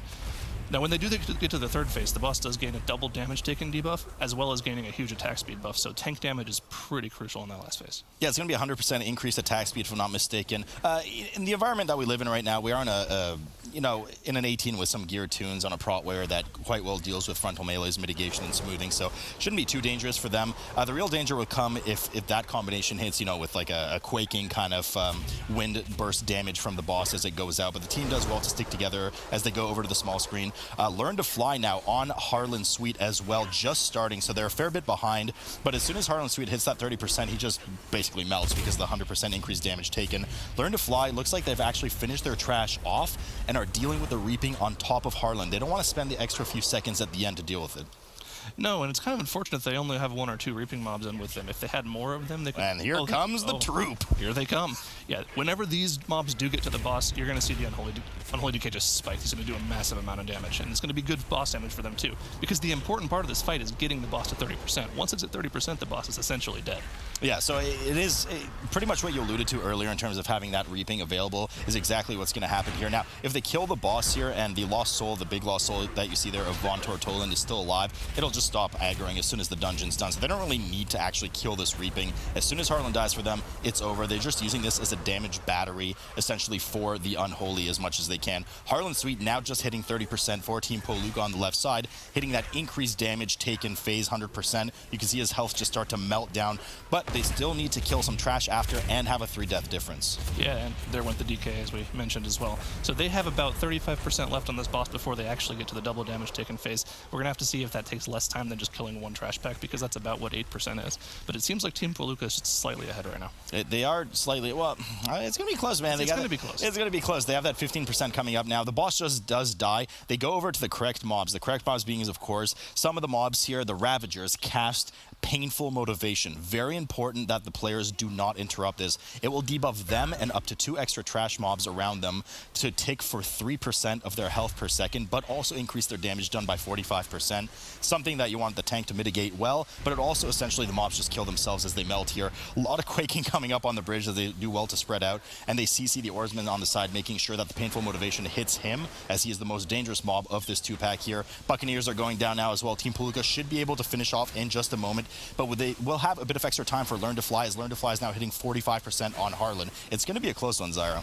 Yeah, we have to mention as well that Learn to Fly gets an extra 15 seconds because of the death counter, so it's going to be a lot closer than we mentioned. Now, Team Puolukka there, they actually split up those trash mobs perfectly. There was a 2-pack with a Ravager and a 4-pack with a Ravager, and they moved one of the mobs from the 4-pack into the other Ravager, so all 6 mobs could get debuffed. I mean, it's going to be close, but I don't see them doing this in 8 seconds. They haven't even gotten over to the damage taken increased phase, which is in 6%, and unfortunately, that's going to be all she wrote for Learn to Fly. It was a close one, and Team Puolukka... Take it away, guys. So we do see the Unholy DK coming up, and I never trusted that Sours guy. I just want everyone to know for the record, as the Unholy DK is actually busted out by Dilemma again. We do see this early pull here, Zyro, from both teams with the Templar. Now, the Templar is really the only dangerous mob in this pack as the initiates all kind of die off. He has that heaving blow frontal, but really you want to make sure to interrupt his cast so he doesn't put up his protective aura. Yeah, the protective aura can definitely, rain on your day, rain on your parade, that is. They do kill him pretty quickly, deal with him pretty instantly. They did get the interrupt off on him, and they're quickly moving out to this pack. Now, there are a lot of blobs with this pack, but they're just going to pull them everything straight down to the bottom. This is a pretty massive pull here, actually. This is actually scary. There's a lot of casters here. Those attendants do water bolts that hit the tank quite hard. And not just that, but I believe there's actually at least 1 spiritualist, if not 2 in there, that do cast Mending Rapids that heal everything around them, including putting a hot on them. So if they miss one interrupt, and they have to kind of use their interrupt sparingly on top of the correct mobs to make sure that the Mending Rapids go through, as we see an interrupt go off there. We do see Glick kind of played extremely safe and just get out of the group as quickly as possible, even before some of that raging hits, because otherwise he'd just be decimated by those water bolts. We did see them use a very interesting combination of rogues using their Tricks of the Trade onto a tank that was in one of the cauldrons to snap all of the mobs straight to the tank so that all of the mobs were stacked on top of each other and easy to interrupt. That was very smart from them. Yeah, there's a lot of snap tricks done in this, but we're discussing earlier and kind of during the break, we do see a death go up, so I'll have to hold that off for a second, as Undead actually does go down for Learn to Fly. Will not have that cheat death available for a few minutes. They opt to get that battle res up right away. Not going to have that available for quite a while. We do see Bloodlust come up here from Team Puolukka that has gone down all the way to Akusir and aggroed this boss. We did see this earlier in the Method series, of course. 2 phases on this boss at 50%. He will split into 3 lesser elementals of himself, all doing the same abilities as the main boss himself in terms of that surging charger that does a ton of damage and can put you off the platform. He will push back players with a dot as well, and most importantly, you have to stay within melee of him. Not so important in the first phase because there's only 1 big boss, but in the transition phase when there's 3 mobs, you want to make sure somebody's within melee range of them, else the group will get pummeled.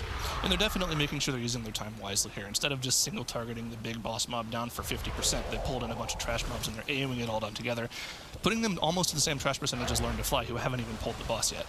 Yeah, Learn to Fly is certainly still just dealing with a lot of the upstairs trash as much as they can. We did mention in the previous series that this dungeon is very front-loaded in some of the easier trash, if you will, although more dangerous for the tank in terms of casters, but it's certainly more dangerous in terms of reaping because there are a ton of casters, and it's going to be difficult for them to get all those interrupts in on all those random grave bolts going on in the group. Akusir now down to 45% as he does this split. We see Click here move up and grab some more of the ooey gooey rich and chewies as they come down to the Aqualing.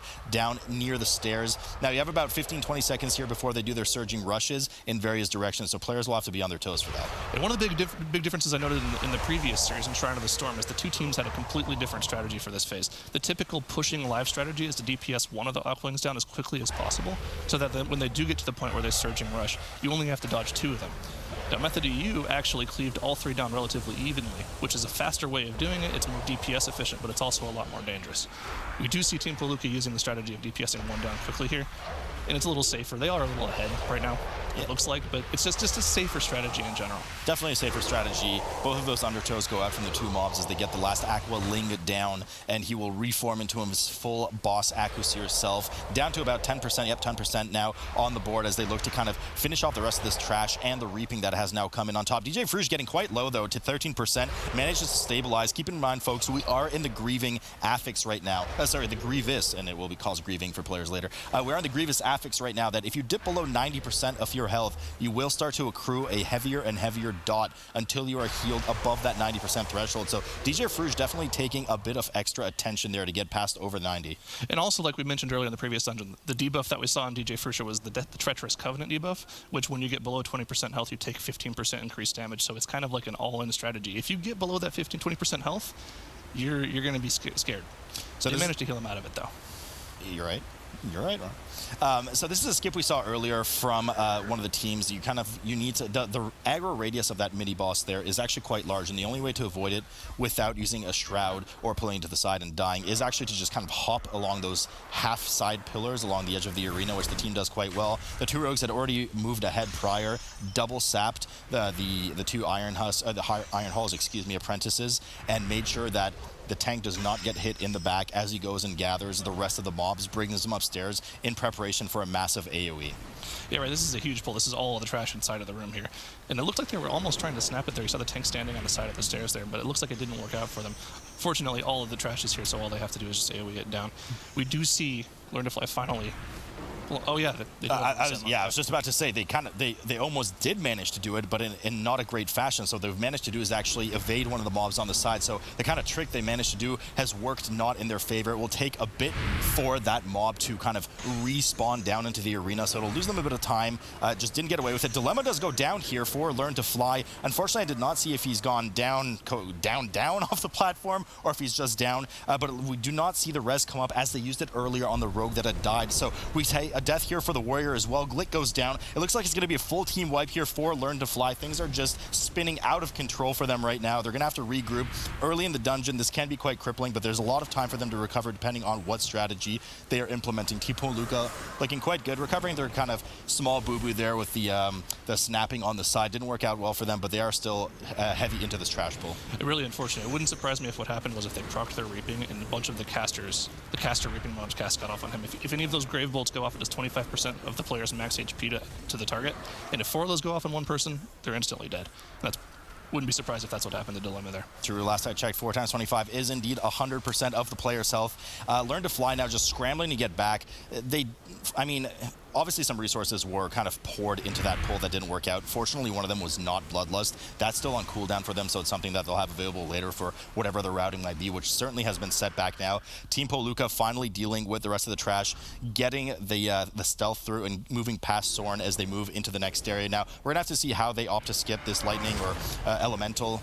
Oftentimes you just see players. We saw Method do kind of a nice little skip where they moved past it without a player needing to die, and of course we saw Fallen Ones dealing with the tank just grabbing it to the side, having the death and rezzing on the other side. Either way, certainly not a mob that is often played. It's ironic. Yeah, definitely not, and I wouldn't be surprised to see them skip the mini boss after this trash pack. They just might have included these 4 mobs as extra percentage to make sure they get their mob count in the dungeon. Typically, these teams will go through MDT and pick out which packs they wanted to choose for the entire dungeon, and they just must have chosen this one as the easiest pack for them to kill. It looks like they're fixing to skip this. Yeah, they are fixing to skip indeed, as the warrior does pull to the side and gets ready to sacrifice themselves. Not sure if they're going to opt to use Shadow Meld. Probably not, because then there's no way for them to summon. There's no warlock, so they're just going to kind of take the death there. And oh no, they're not actually. So the warrior actually leaps back over recover once the elemental starts casting his AoE and likely uses the Shadow Meld on the other side of the bridge. So they save themselves the death, likely won't need access to that Shadow Meld again until probably sometime near the bridge, if not later after the second boss. So it will be available as needed. Now, pretty dangerous pull here as well. A lot of casters, once again, we see these apprentices and attendants, a lot of water bolts that are going to be going off, a lot of Gale Caller spells that are going to be cast. So just a lot of danger that you need to move out of. We can see DJ Frusha just kind of moving out of that whirlwind on the side, making sure you're not taking that increased tick damage in that zone. Yeah, and typically what these teams are doing, they're typically pulling trash packs based off of their interrupts. It's like, okay, how many mobs can we pull where there are only 4 mobs that need to be interrupted? And it looks like they're interrupting almost everything here, if you can tell. In addition to that, Elemental Shaman as a caster is the only caster that actually has an interrupt that's equal or actually less than melee casts. 12 seconds, if I'm not mistaken. Definitely very, very strong pulls from them.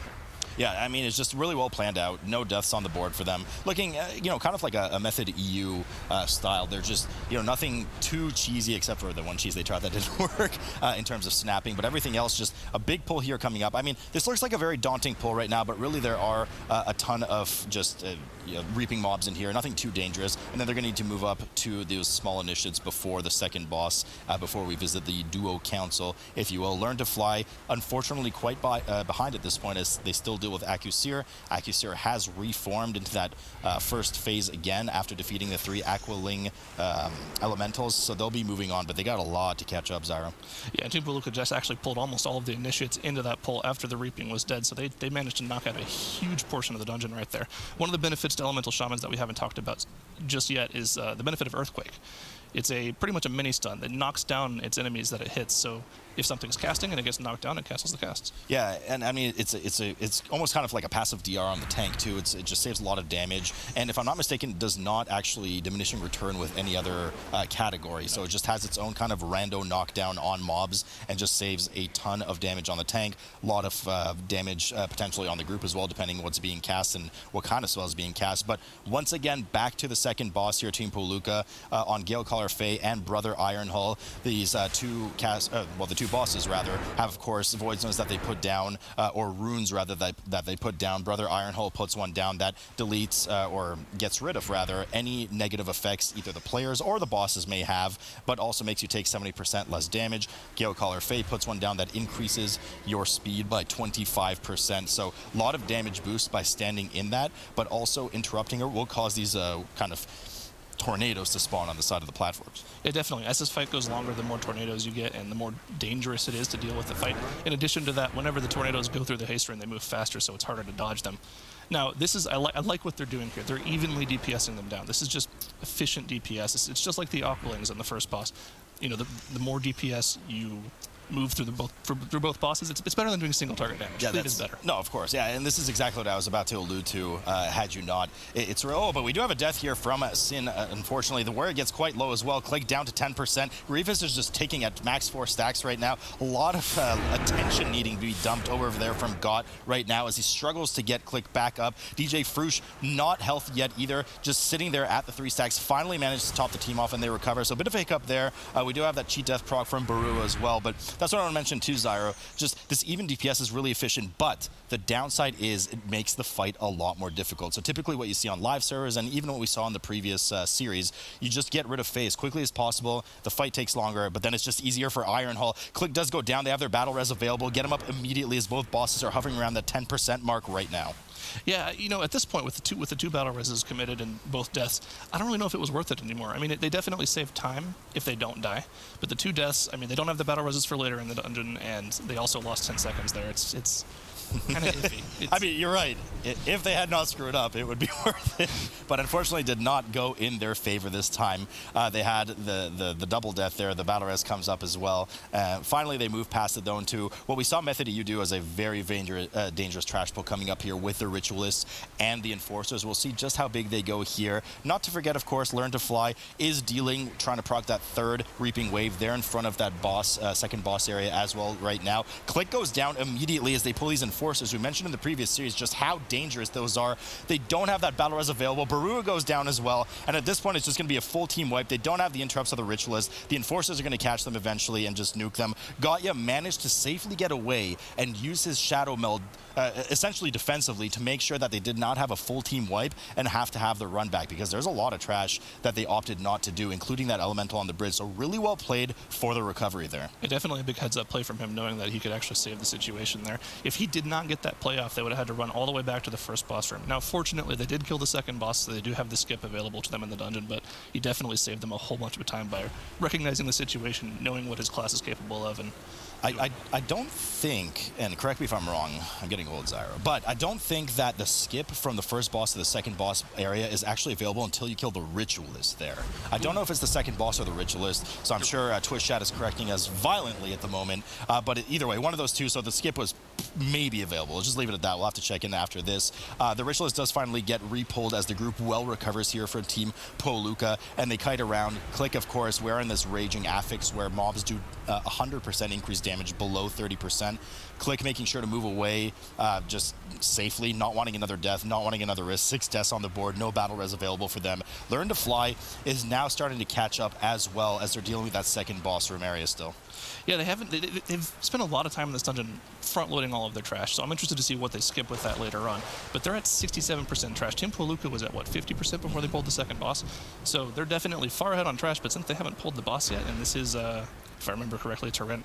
No, it's a fortified dungeon. But still, the bosses are still very dangerous in this dungeon, so, you know, they haven't pulled the second boss yet. I'm wondering what they're doing with their strategy. Well, I mean, we just saw how dangerous the second boss was. Right. It almost wiped the group because they were trying to do kind of an efficient cleave strategy that almost didn't work out for them. A lot of Grave Bolts going out. Well done there. Well stunned totem.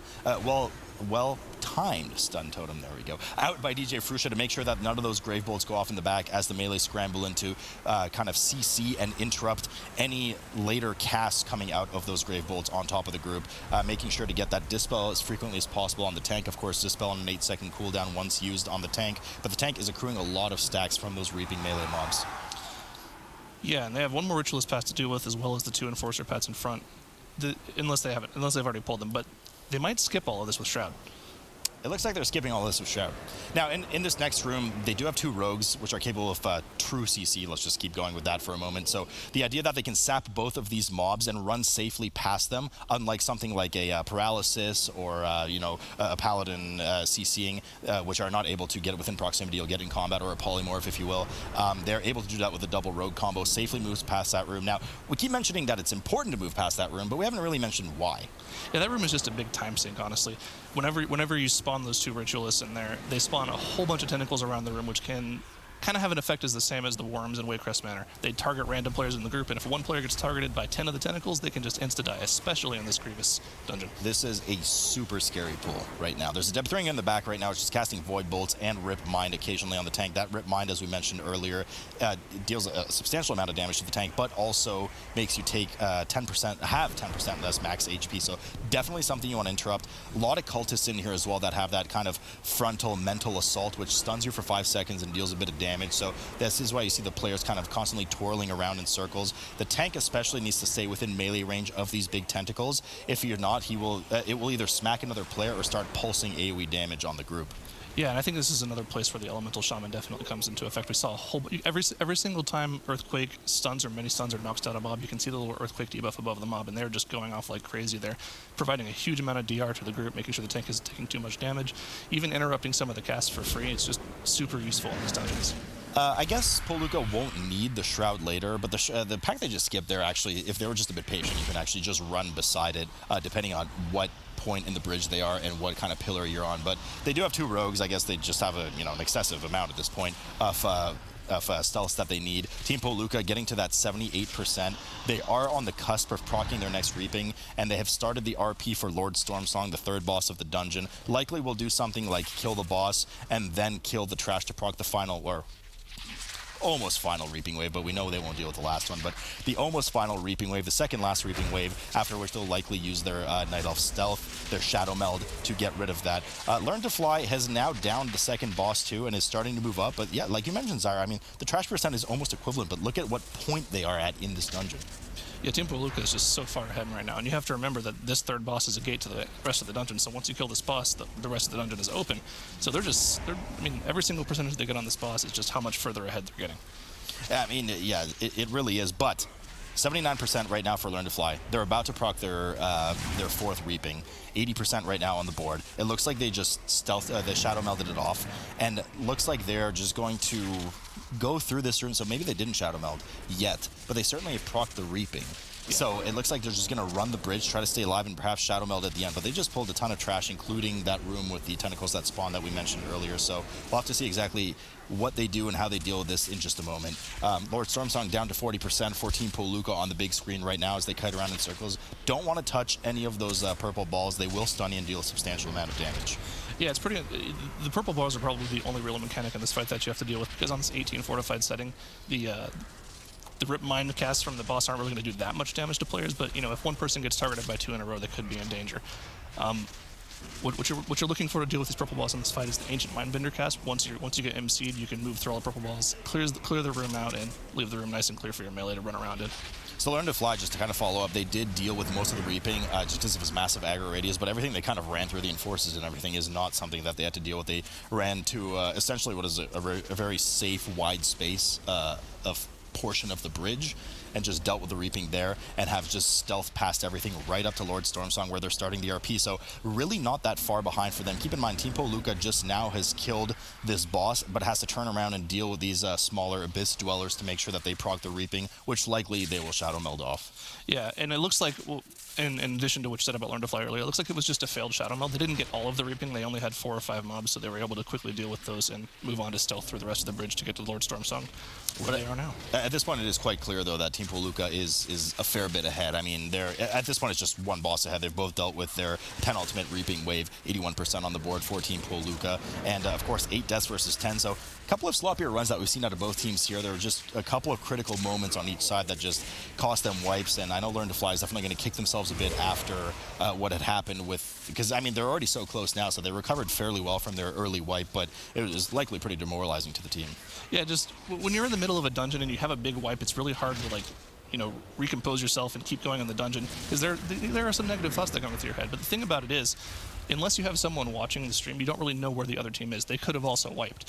So you have to, like, just, you know, recompose, get back in there, keep going in the dungeon. Which, as a matter of fact, they almost did, right? Yep. There was that good heads-up play from Got that they had earlier, and just managed to kind of save the group off. Here they move into the final room before Volzith, the final boss of the dungeon. And we do have those 4 eel packs on the side that some teams kind of deal with a couple now and then use the last ones to proc Reaping after the boss has died, so they don't need to deal with the final Reaping wave, or they deal with all 4 at the end. Either way, likely you're going to see a pretty similar strategy here, where as soon as they enter the first transition phase, if you will, of the ads popping up, they will go over and kill the trash while the boss is still channeling. Yeah, definitely seems to be the normal strategy in this dungeon. Is once you get into that phase, you get through the intermission phase, you keep the 90% damage buff on your healer, you kill the rest of the trash that you need to kill in the dungeon, and then you go back and you finish the boss off afterwards. Yeah, so the boss is just going down here right now, Grasp of the Sunken, as the tank and healer get transitioned to their own phase, and they have to deal with the one heavy melee mob, the Sunken Denizen, well, the ghost version of it, at least beside the real one, while the 3 DPS rifle off and deal with their own Forgotten Denizens, making sure to interrupt their cast before it completely caps out. Otherwise, it will heal the mob to full and deal some group damage. Not only group damage, but keep in mind, the healer now is at 9 stacks, 90% reduced max HP. If anyone even sneezes on him, he's basically dead, and it would be quite detrimental to the group, especially because they don't have anybody else who can battle us. Right, but the thing is, with their group comp with 2 15-second interrupts and 1 12-second interrupt, there's really no danger of cast getting off unless they overlap for some reason, and I would hope these teams have practiced enough to the point where they wouldn't have any cast get off. Yeah, no, that's true, and they do well coming out of the transition phase now. They leave Volzith in the background, just channeling by himself as they deal with these front 3 mobs. There's still the 4 surrounding eel mobs that they'll kind of deal with either towards the end of the boss or right at the end, right as the boss dies, to make sure that they don't have to deal with the final Reaping wave. The damage increase that God has here is just a substantial boost for them. You can see on the damage meters matching the damage of the rogues. Such a high amount of damage coming out of that buff from, or essentially debuff from the boss. They finish off the trash, and they're getting ready to go back on Volzith right now. Yep, and they're going to go back on the boss with Bloodlust here and probably finish it off in this phase. We do see Learn to Fly doing a huge pack of eels with the boss down there to buff their Unholy DK's damage. You can see them spiking up to almost 300k damage there. So they're definitely trying their hardest to get back on this dungeon. They're using their comp to its fullest advantage, using the Unholy DK's AoE damage, funneling it into single target with Fester Might, and seeing how far they can go. I mean, the Unholy DK just cut through those like warm butter. They all got destroyed, but unfortunately they do need to deal with some forced time intermissions in this phase. There is a cast time you have to deal with. There is those front 3 mobs you have to deal with. So as good as those eels were for them, and as much as they put them ahead, the reality is Team Puolukka is at 20% on Volzuth. They should be able to finish him off before the next transition phase when he reaches 100 energy. Doing well to keep the small adds, those kind of shawlings coming in, as we can see the manifestations of the deep. If those hit the boss, they will explode for damage and give him 10 energy. More quickly prompting the transition phase. But Volzuth does go down, and they're going to run over desperately now to the eels, the remaining percentage that they need for the dungeon, try to clean up everything, all 4 packs at once, and try to finish off a series. Yeah, the thing about these eel packs is they aren't free, right? If you're pulling more than 1 pack at once, they do a lot of damage to the tank, and they do a lot of damage to the group as well if the tank kites too far away, so they need to be very careful here. Now, the Elemental Shaman is going to help with that. Like we said so many times this dungeon, the earthquakes, the knockdowns, you'll see all these little earthquake icons popping up over the eels when that starts going down. It's just going to be very useful to pull AoE this pack down. Yeah, and they're just starting with, Stun Totem right into Shockwave from the Prot Warrior. A lot of damage going out on the tank. I mean, at this point, the tank's probably popped everything. Shield Wall, last stand. Everything is just stay alive and not have to kite too much. We do see click kiting around, which is why there's such chunking damage going on Sin occasionally, as some of those shadow dots do hit the surrounding melee. 22 stacks on Barua. They should be able to clean this up in a second. It is really dangerous. I mean, there's a lot of damage as Barua does go down. They just don't have... It's just too much damage to deal with, but they should be able to finish them off, at least slow them, and just the casters finish them off. Even if the group half wipes by now, it should be okay. Last battle res going out on Barua as they cap the 100% and take the second match. I mean, well fought by Learn to Fly, but that first boo-boo just kind of set them back to... Versus 40K here in the Temple of Sethraliss. Sloot and Zyronic, back to you guys.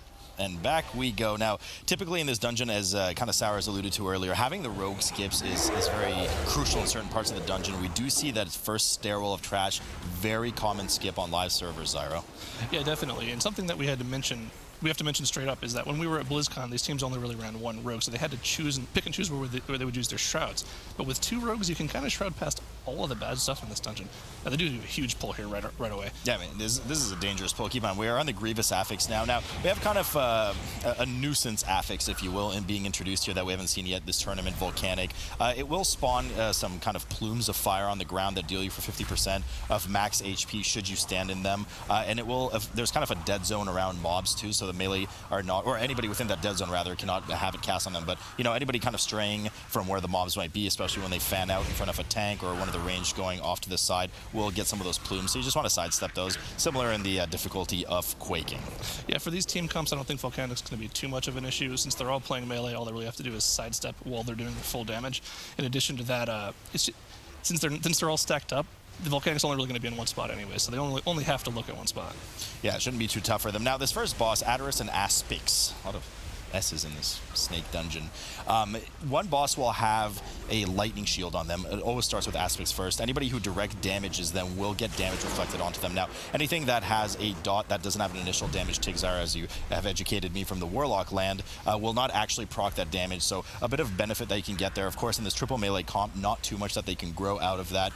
Once the bosses reach 100 energy, the lightning shield will transfer. So in this case, Adarus now has the lightning shield, and Aspects will start with his own set of abilities until Adarus then reaches 100 energy, and they just kind of ping-pong, flip-flop back and forth like this until the 2 bosses have been killed.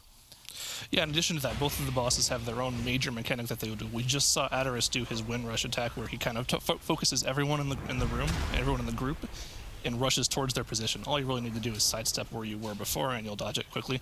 Aspects' main mechanic is a static shock, a massive AoE amount of damage, which by itself shouldn't do one-shot damage, but if you happen to get hit by any of the extra damage in this boss, for instance, if you hit the static shield, or if you get hit by the frontal ability of Adarus, you will die. Certainly. That is certainly the case, as Adarus does go down for Method NA. Aspects now just remains. He does get that last static shock down on the group, manages to keep the group healthy and clean there, JB. Nobody dipping too dangerously into that Grievous category. JB just gets rid of his own Grievous stacks as he starts to focus on Nerf right now, getting above that 90% threshold and getting rid of that 4 stack. We all know JB is not the biggest fan of Grievous in the world, but managing to do an excellent job here so far, keeping the group healthy. 40K not to be forgotten by any means. They are currently at 30% on Aspects as well, so only only slightly behind the group, and they have a 1% trash advantage over Method and A, but really that 1% can just come down to one mob, part of any pull really in the dungeon. So it's not really that big of an advantage as Method and A starts to move through the gauntlet of spears raining down on the bridge, pull that Crawlusk Rider into the next pack.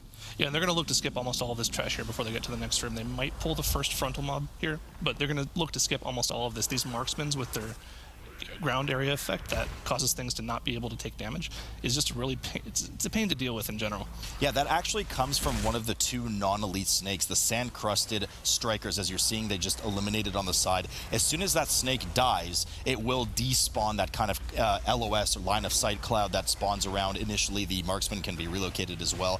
So they just absolutely hammered that so they can have access to all of the mobs as they group them together. Now, Crawlusk Riders in this dungeon are quite dangerous. They're kind of mini elite or elite mini-boss style mobs that have a frontal, deal heavy damage, and at around 50% they kind of dismount from the Crawlusk and will as well start to cast static shields and have quite a nasty frontal cleave. And in this melee comp, you want to be really wary of that.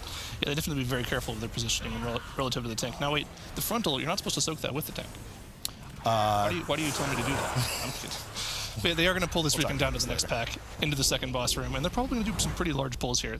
These packs are pretty simple to deal with. The tenders will heal each other, and the incubators, once they reach a low HP, will explode, dealing massive damage to anyone in melee range. So they need to be careful of which mobs are low, which mobs are exploding, and they're doing a pretty big pull here also right away. And Method and A grabbing all of these delicious tendies on top of the pack, ready to cleave them down. Now, the real danger to the tenders here is that they actually cast that heal, and if you don't interrupt the heal, it will kind of splash a bunch. Actually, I don't know if it splashes heal anymore, but it does heal at least the solo mob that casts it, making it just a nightmare to kind of chew through. The three that start in the middle of the room are already pre-buffed by the eggs that they can consume on the side, giving them a bit more haste, if I'm not mistaken, and damage. So it's something you want to either dispel, or it's not really that dangerous, but we are in a fortified setting, so you want to make sure you have no hiccups. 40K moving in a similar fashion up to the second boss's room that we see before us here, which is the coveted snake boss. Yeah, and they do at the end of the pull another one of the riders into the pull. Now, to mention the pull sizes here, once again, covered this earlier, they did pull exactly 4 tenders, so 1 for each melee interrupt they have in the group, so everyone has an assigned interrupt to make sure that no heals will ever get off. In addition to that, we saw no drains getting off. They used knockbacks and stuns to make sure that once they started running towards them, they stayed in the group. Just very good mob control out of Method and A here.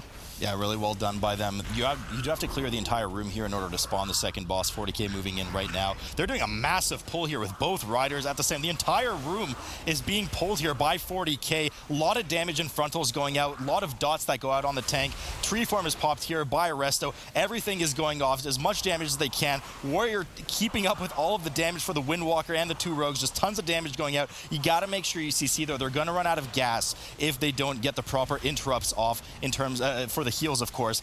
Crawlusk Riders have now dismounted. They do have the frontal cleave melee. Have to be careful with positioning right now. But it looks like most of the pack has melted down. Wolf Disco getting chunked there a bit, just barely hanging on as the Grievous stacks start to accrue. I mean, Resto doing what he can to keep everybody topped off. Everyone is healthy, and it looks like they've stabilized. That was a huge pull. Yeah, that was incredibly impressive from them. You can see one of the strengths of Windwalker Monk there. In addition to keeping up with the rogues, they also have great ability through Leg Sweep and Ring of Peace to cancel casts and make sure casts don't get off. So that was just really impressive play from Lazzle there. We see the kind of vanish go off here from Wolf as he aggroes some of the Risen Souls. You only have so much access to the coveted Thunderclap from Warriors, and likely his avatar was down at that point, not giving access to that 50% reduced CD on Thunderclap. So kind of helping the tank out there, making sure they vanish, and a Shadow Meld as needed so the tank can grab aggro. As soon as Merektha has spawned, the tank pulls it. Rentari, of course, pulls it along with the Reaping mobs, and they start hammering away at Merektha, which is a 3-phase fight. Yeah, the first phase and the third phase are probably the only dangerous parts of this fight. In the first and third phase, the boss will target one of the players in the group, stunning them, and the only way to get them out is to DPS the ad that spawns from it, or stun the ad that spawns from it, which will free the player and allow them to fully DPS the boss. Now, the danger comes from the player being rooted in the Noxious Breath on the ground. If you don't get them out of that quickly, they'll die very quickly, especially in this Grievous. Well, it's not Grievous, but if Volcanic gets on them, or some of the other affixes in the dungeon get on them while they're stunned there, it's very dangerous. Yeah, certainly don't want to be standing in spit on the ground at 70 and 40%, as Ironic mentioned. There will be transition phases where 4 smaller snakes pop up. In the second wave, it's going to be the snakes that kind of put the cloud on the ground that you can't DPS through. The first snakes are just some poison dealing damage, dot dealing damage to the tank.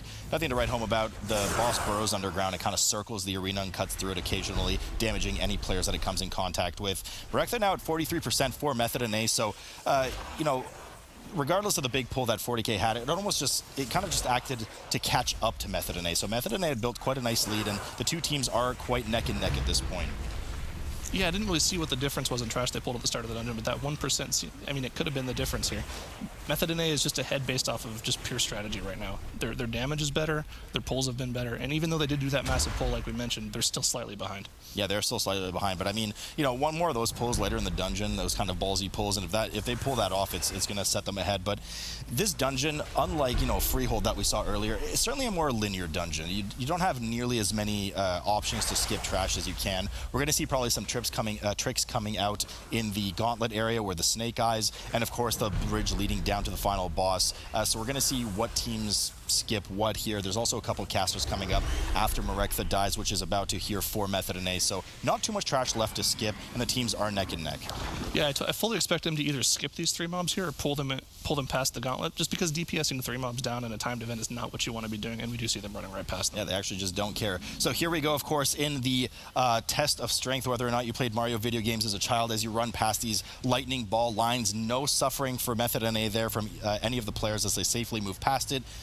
They do have the Shroud end up right at the end, and it looks like they totally did intend to pull that Nimbus, as we see the taunt come out immediately from Nerf. They pull it right on top of the 2 dervishes and start cleaving everything down. Now, in order to spawn the 3rd boss, there are 6 dervishes around this room. They will fixate on a tank, but they don't really melee. They sit there pulsing damage on the raid and will occasionally blink with some lightning damage on their primary target, so it's important for the tank to hold aggro. Now, Zyro, this is a lot of damage on the group. I mean, these pulse for a lot of damage, so pulling all 6 in a fortified setting, pretty scary. Yeah, as far as fortified goes for this dungeon, this is really the only point in the dungeon where you look at the trash and you say, okay, that's the trash I'm scared of when it's fortified. But it seems like they're dealing with it really quickly. Now, Method and A opt for a much safer pull, but 40K is doing almost all of it at the same time. So if they can pull it off, this will actually probably get them ahead of Method and A. Yeah, and it looks like they can, as one of the first dervishes does fall. The Nimbus as well needs to be interrupted to make sure that it doesn't get its 100% increased damage buff, as it does pulse extra damage onto the raid, and actually hit the tank quite hard too. But it looks like they stabilized 40K with another full room boss pull in order to spawn the boss. Everything is popped on it in terms of survivability. Hopefully they have enough gas to deal with the next boss. Should be okay for them. Proc reaping on top of it, and now they just need to cleave it all down as the next boss is spawning. You can see the RP happen in the top of the screen there. They're looking to, I don't know if they're actually going to pull this on top of the boss. It's so close to dying. They likely want to get out of combat for potions. Yeah, they want to get out of combat for potions and definitely let their rogues start out and stealth it out without having to blow their vanish. So, yeah, definitely what they're planning on doing here. Method and A is just now finishing up with the rest of the trash. Is getting pretty low. Looks like they've already proc reaping, so they're dealing with the rest of that before they pull the boss here. Yeah, I mean, 40K just pulling ahead here with another just massive brute force, well-executed pull. And on a pull, Zyro, that you can't really CC. You can't use stuns to your advantage. I mean, those dervishes just pulse on the group no matter what you do, and they're just immune to all of that kind of stuff. So Galvaz now has been pulled, one of the notoriously evil bosses in this dungeon, in more of a tyrannical setting, but still can pack a punch on fortified. Excellent view here from the observers to kind of outline the main mechanics of this fight. There will be a lightning spire that spawns randomly outside, on the outsides of the room. If a player does not intercept it by standing between the spire and the boss, it will cause the boss to gain energy at a very, very quick rate. And if the boss reaches 100 energy, you're probably dead. Yeah, and we can see how well they're dealing with the mechanics. They're just trading it off. They've got people spread out around the boss and ready to take turns. Now, they have so many personal cooldowns, especially in a fortified setting where I don't see any of them actually going down to this, even though it's also Grievous, which is one of the worst affixes to deal with us on this boss as a healer.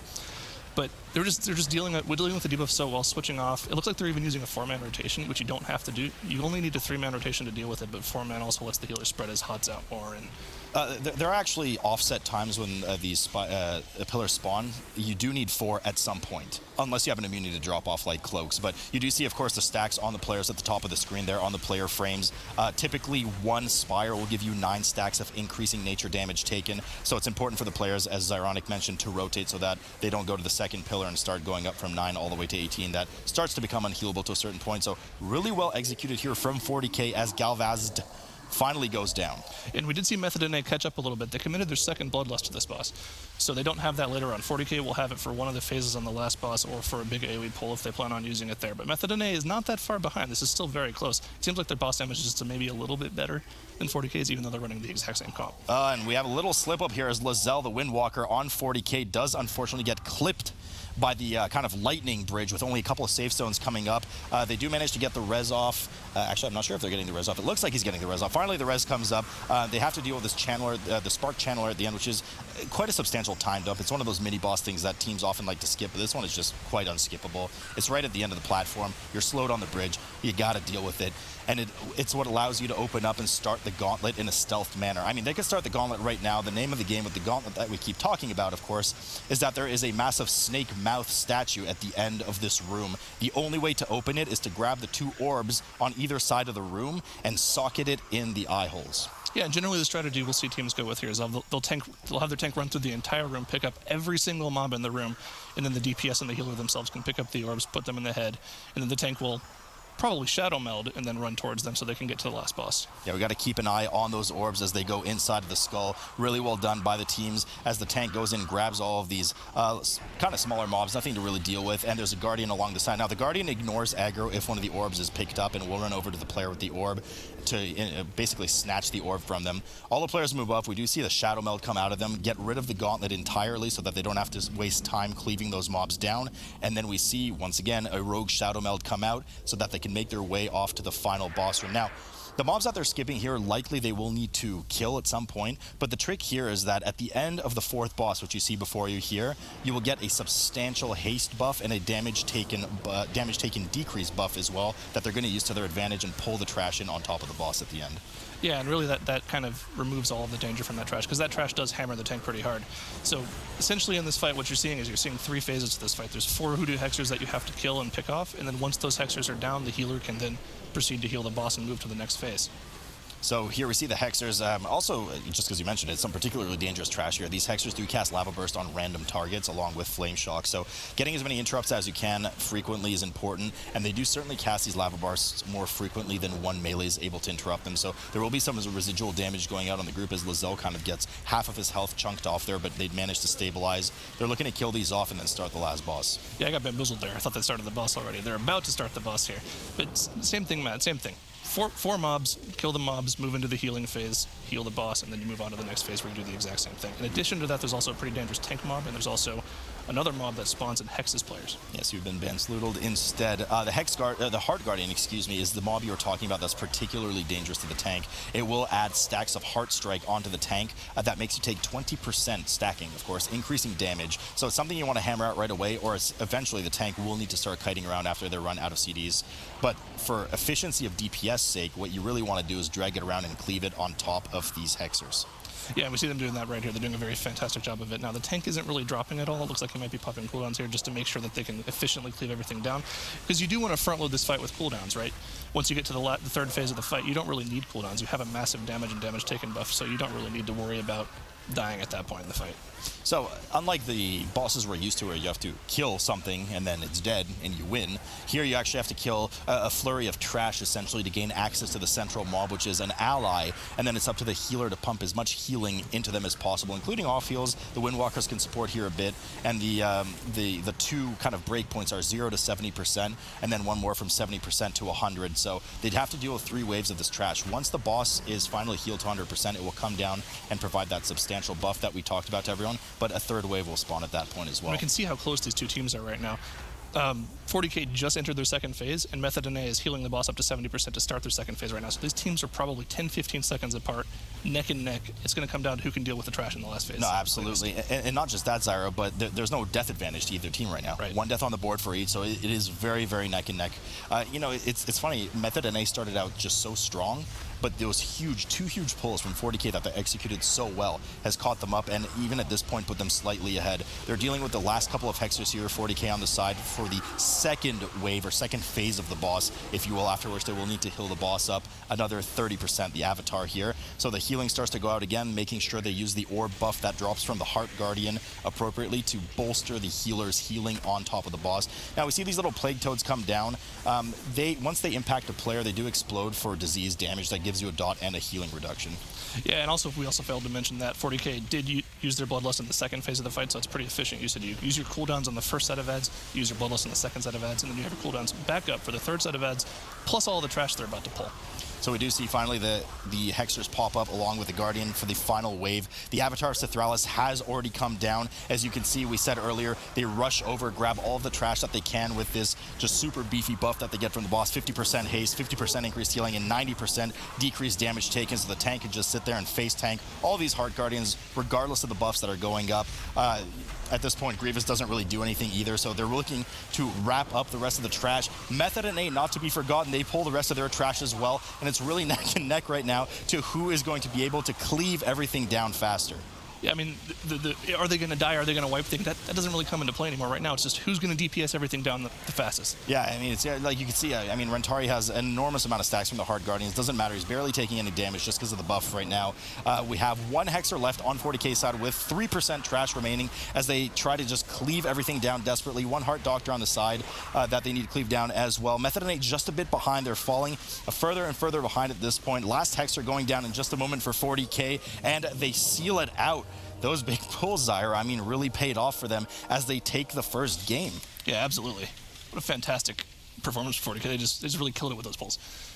Powne needs this one to survive. Back to the booty instance, Zyra. All right, this is a good one. Yeah, so similar pulls coming out of both teams. Well, similar strategies coming out of both teams. It's very common to see a Shroud right out the gate. You don't want to deal with those early trash packs right in front of the stairs. A bit of a time dump, but a massive pull coming in here for Method and A for both teams. Really expected to see from both sides. But the key difference here is 40K has used their Bloodlust. Yeah, it's actually really interesting. Using Bloodlust on a big pull like this, while it is safer and it's probably the smarter thing to do, I think Method and A definitely wants to make sure they use it for boss damage, because with an Unholy DK, your boss damage is where you're going to be lacking. And it's tyrannical, if I'm not mistaken. We just double check here. It is indeed tyrannical. So one of the more rare tyrannical dungeons we've seen so far. But tyrannical for those folks at home means that the bosses themselves have more health and damage rather than the trash. So it's easier for these teams to group up mass amounts of trash and not have them not be as dangerous. We're back in this team of affix, meaning even more trash is present and more percentages needed to clear to get to your 100%. Quaking once again back as that nuisance affix. Yeah, and we're probably going to see Method and A use their Lust, with the Reaping Pack on the boss, making sure their Unholy DK gets as much single target damage with that Festermite buff as possible, because that's really where Unholy DK kind of lacks. When they don't have their Festermite buff up on the AoE, their single targets pretty abysmal. Yeah, and I mean, look at Shakib right now. He was just at 10k DPS, and all of a sudden just skyrockets above everybody else. Mass amounts of damage coming out of them. Really effective use of that Bloodlust. 40k not down and out at this point. Only 8% behind on Sky Captain Craig before they start to transition to phase 2 of the boss, where the parrot does get dismounted, flies around and poops guano on the players, making sure that you outrange it. Now, in these two comps, unlike the previous years that we saw, they don't have as much support with a range. There's no Elemental Shaman here to kind of distance and base them out. We do see both Rested Druids once again baiting on the side and making sure that they're out of range for that frontal. Yeah, we see JB standing out there baiting as many casts as he possibly can. Now this is unfortunate for him, because we all know JB likes doing as much damage as possible, and when you're out here, when you're running that Feral Affinity as a Rested Druid, you don't really get to do that much damage when you're at range from the boss. Now, one thing to mention, of course, is that even though 40k did blow their Bloodlust on the trash beforehand, Method and A finished their trash faster. They were a lot more efficient with their positioning, so that's definitely something to look at going forward.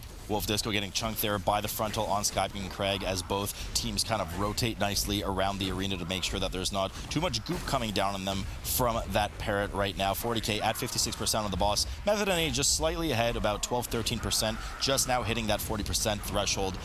You know, both, I couldn't help but notice, if I'm not mistaken now, they might have done it off screen, or I might be getting old in my age, but I don't think that the Enforcer blocking the bridge was pulled from either team, and they dealt with upstairs packs. But then again, somebody could have sneakily gone and just done a weapon throw or something on it that I missed. So we'll have to see once these bosses are killed if that Enforcer is there. Yeah, I believe they probably did tricks and then weapon throw to it. That's just probably the most efficient thing to do now, and they are at the same percentage as the players were in the previous Freehold, so I believe that they did get that Enforcer down. Yeah, you definitely don't want to be wasting a lot of time on one mob, even if it is just kiting it down the bridge. It's still takes a lot of time to get to you and has a frontal, and of course has the most fun tank mechanic in the world where it throws you into a random player and you can't control it.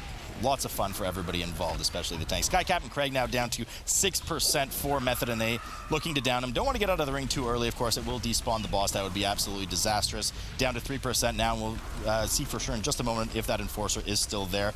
Not far behind, but you can really tell the single target kind of prowess that Method NA has. Just a moment ago, I mentioned they were about 12-13% behind. That gap was widened to 19-20% as the boss fell here for Method NA, and the Enforcer's there, actually.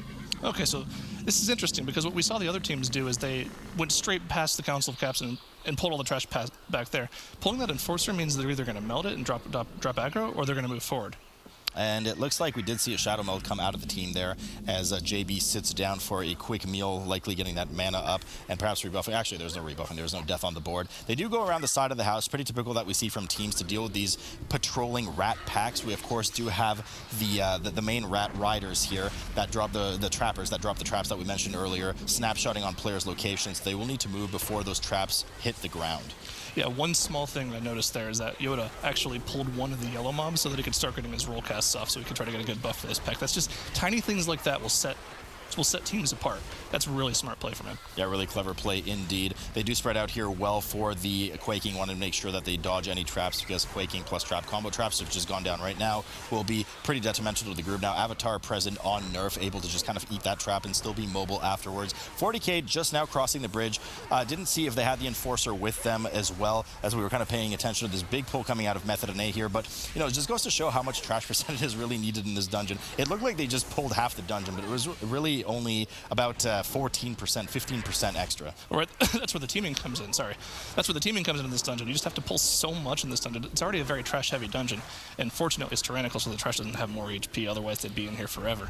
But yeah, we see them definitely just moving down, and they're actually going to proc the reaping off of these yellow mobs, so I'm interested to see what they're planning on doing with this. Yeah, because they haven't aggroed any extra trash with this reaping either, so it might actually be straight to the boss for them, else they kind of move around. We see everybody's beloved Pug running around in circles up there. A player does need to chase it around as it does have the key attached to it that is required to complete the event in order to despawn one of the council bosses, one of the pirate council bosses. So one of the rogues typically just in stealth runs around upstairs, deals with that mechanic. Now Method and A pulling all of this reaping trash on top of other packs. Yeah, we're about to see Shakiba sent here. They pulled probably about 30 mobs here, and he's going to be popping those swords here, going up to 500,000 DPS. This is the power of Unholy DK in AoE. Yep, and long before we know it, we'll have to have another number squish earlier than intended as Unholy DK just rocketing up the meters. Massive trash. Hugely beneficial for the Unholy DK, just over doubling everybody else's DPS at this point. You know, and again to say, they're basically running 4 DPS. I mean, the Protware keeping up with everybody's coveted and favorited T-Clap X spam for the duration of Avatar, of course. Now they stealth and go straight to Trothax, Ring of Booty, and looking to plunder here. Yeah, once again, similar to the strat we saw earlier, they're going to start the RP here, pull trash in, probably deal with Von Tortolan, and then pull more trash into him, maybe even proc reaping on him for the Unholy DK. This is a super efficient planning and routing, and it's very impressive to see. Yeah, it's really well done by them indeed. 40K not too far behind at this point. I mean, you see how quickly we can accrue some trash percentage here. So it is a bit deceiving on the board, even though there's a 10% difference between them. A lot of it is going to come down to honestly, Zara, what we talked about before the dungeon, the efficiency of how trash and reaping is handled with respect to some of the kind of checkpoints that they need to hit and the bosses that they need to do with the huge time dumps, such as Ludwig von Tortolan here. Yeah, and we see that 40K opted to not do the reaping into the big trash pull there, so you really have to plan around that, especially running it on Unholy DK, so I'm interested to see what they plan to do with the reaping packs later in the dungeon. They're just going straight into the boss with no reaping here, which is definitely not efficient, and they're doing it without lust too, so this boss is going to take ages to kill for them. Yeah, so interesting pull here from them. We'll see what they have to kind of pull out of their hat later, but they do just go straight into the bosses here. We waited to see that Quaking pulse before, which is why they paused before the boss aggroed. Definitely don't want that extra damage going in right before the boss.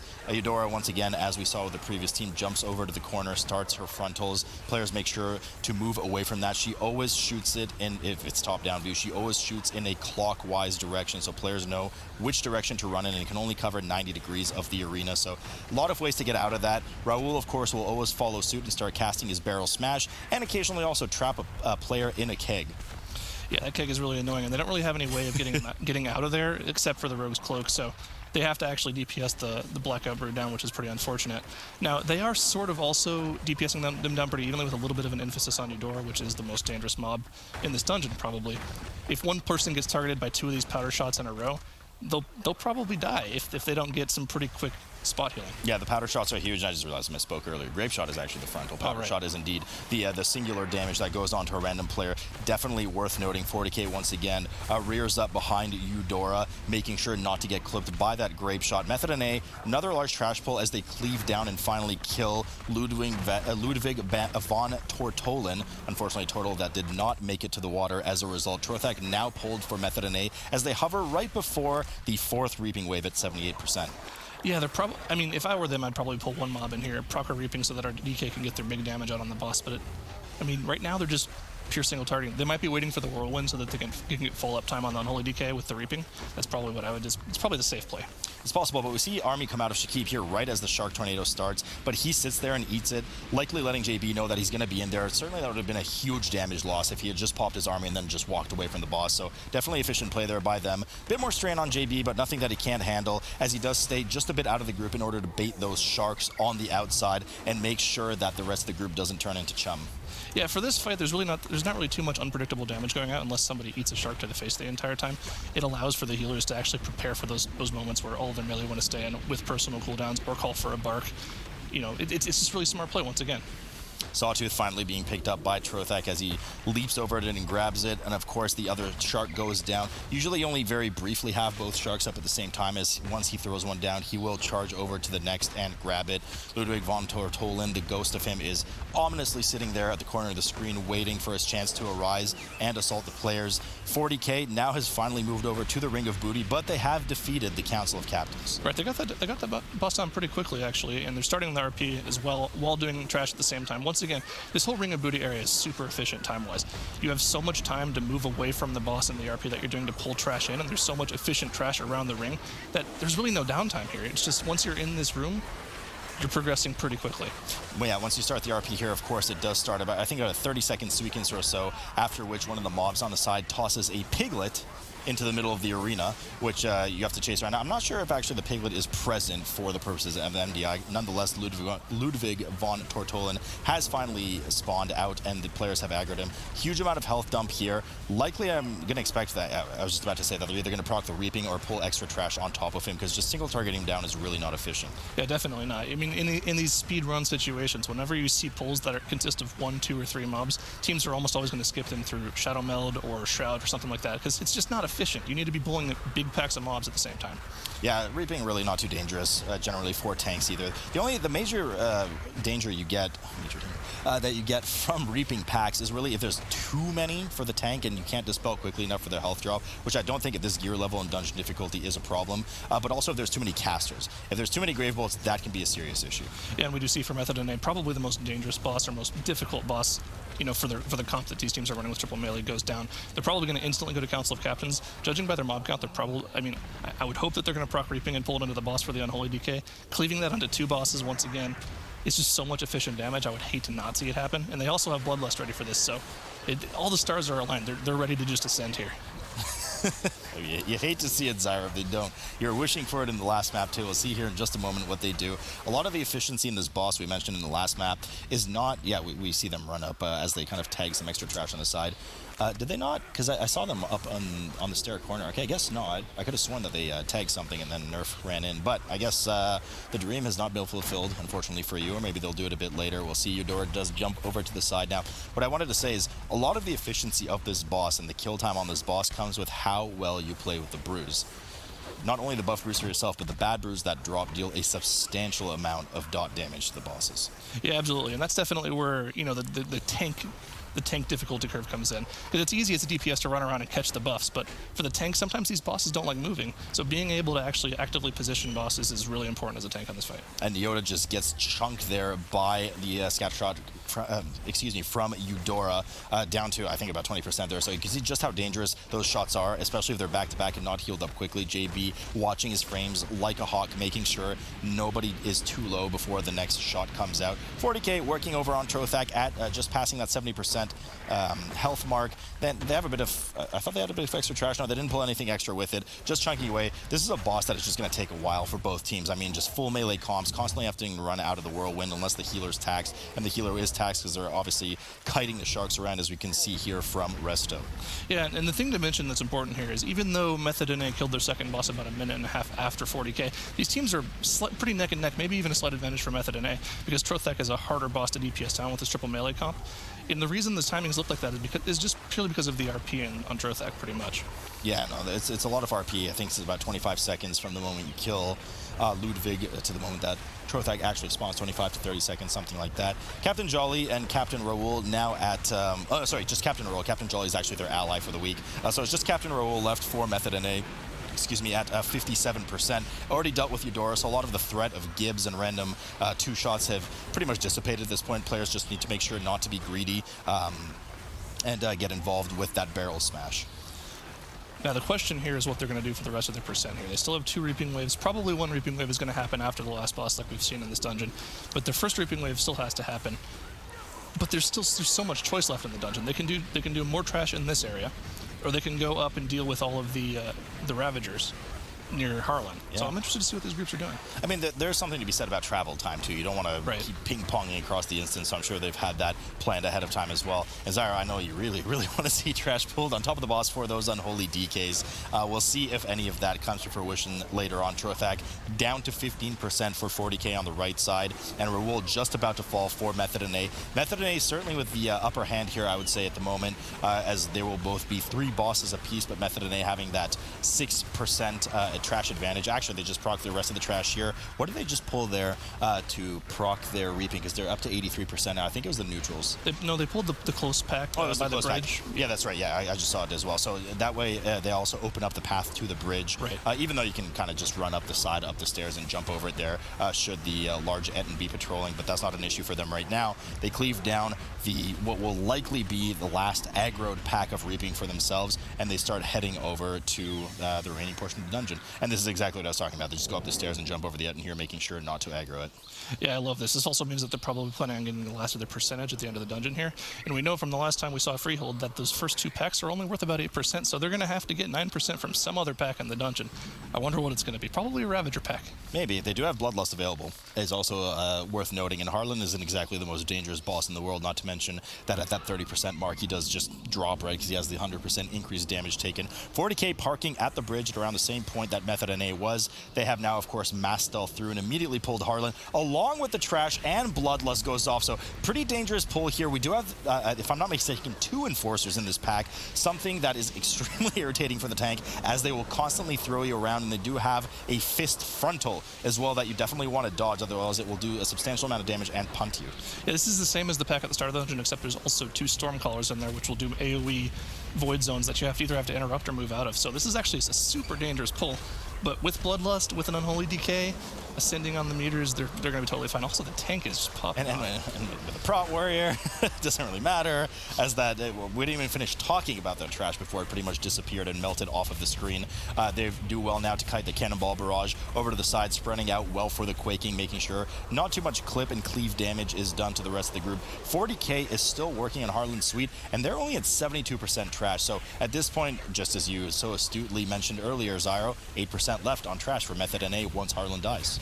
Yep, that means they're going to go right down to those 2 Ravager packs, probably break them up into 2-3 packs and let the Ravagers do the work for them, just like that. So 40K's on a clock here. Can they do more boss damage than Method NA, and can they figure out the rest of the 20%? They're going to have to do something big here. I mean, you know, I might have gambled maybe they can if they had Bloodlust available, but they don't. Neither team has Bloodlust available at this point, so I think if Method NA keep it up at this pace, they should be able to tie up the series 1 apiece. Of course, let's not speak too quickly. We did see a bit of a hiccup for Method EU earlier, where they almost perfected Waycrest Manor, and that had a bit of a boo-boo at the end with a wipe, nonetheless still winning that match. So, you know, let's not write everything off just yet. Method NA just now getting to the second phase of Harlan's Suite at 60% when he casts his Cannonball Barrage on all enemies and that frontal wind on in a 360 rotation. Well, one of the biggest non-boss dangers of this fight has been kind of removed by them pulling that pack with the boss.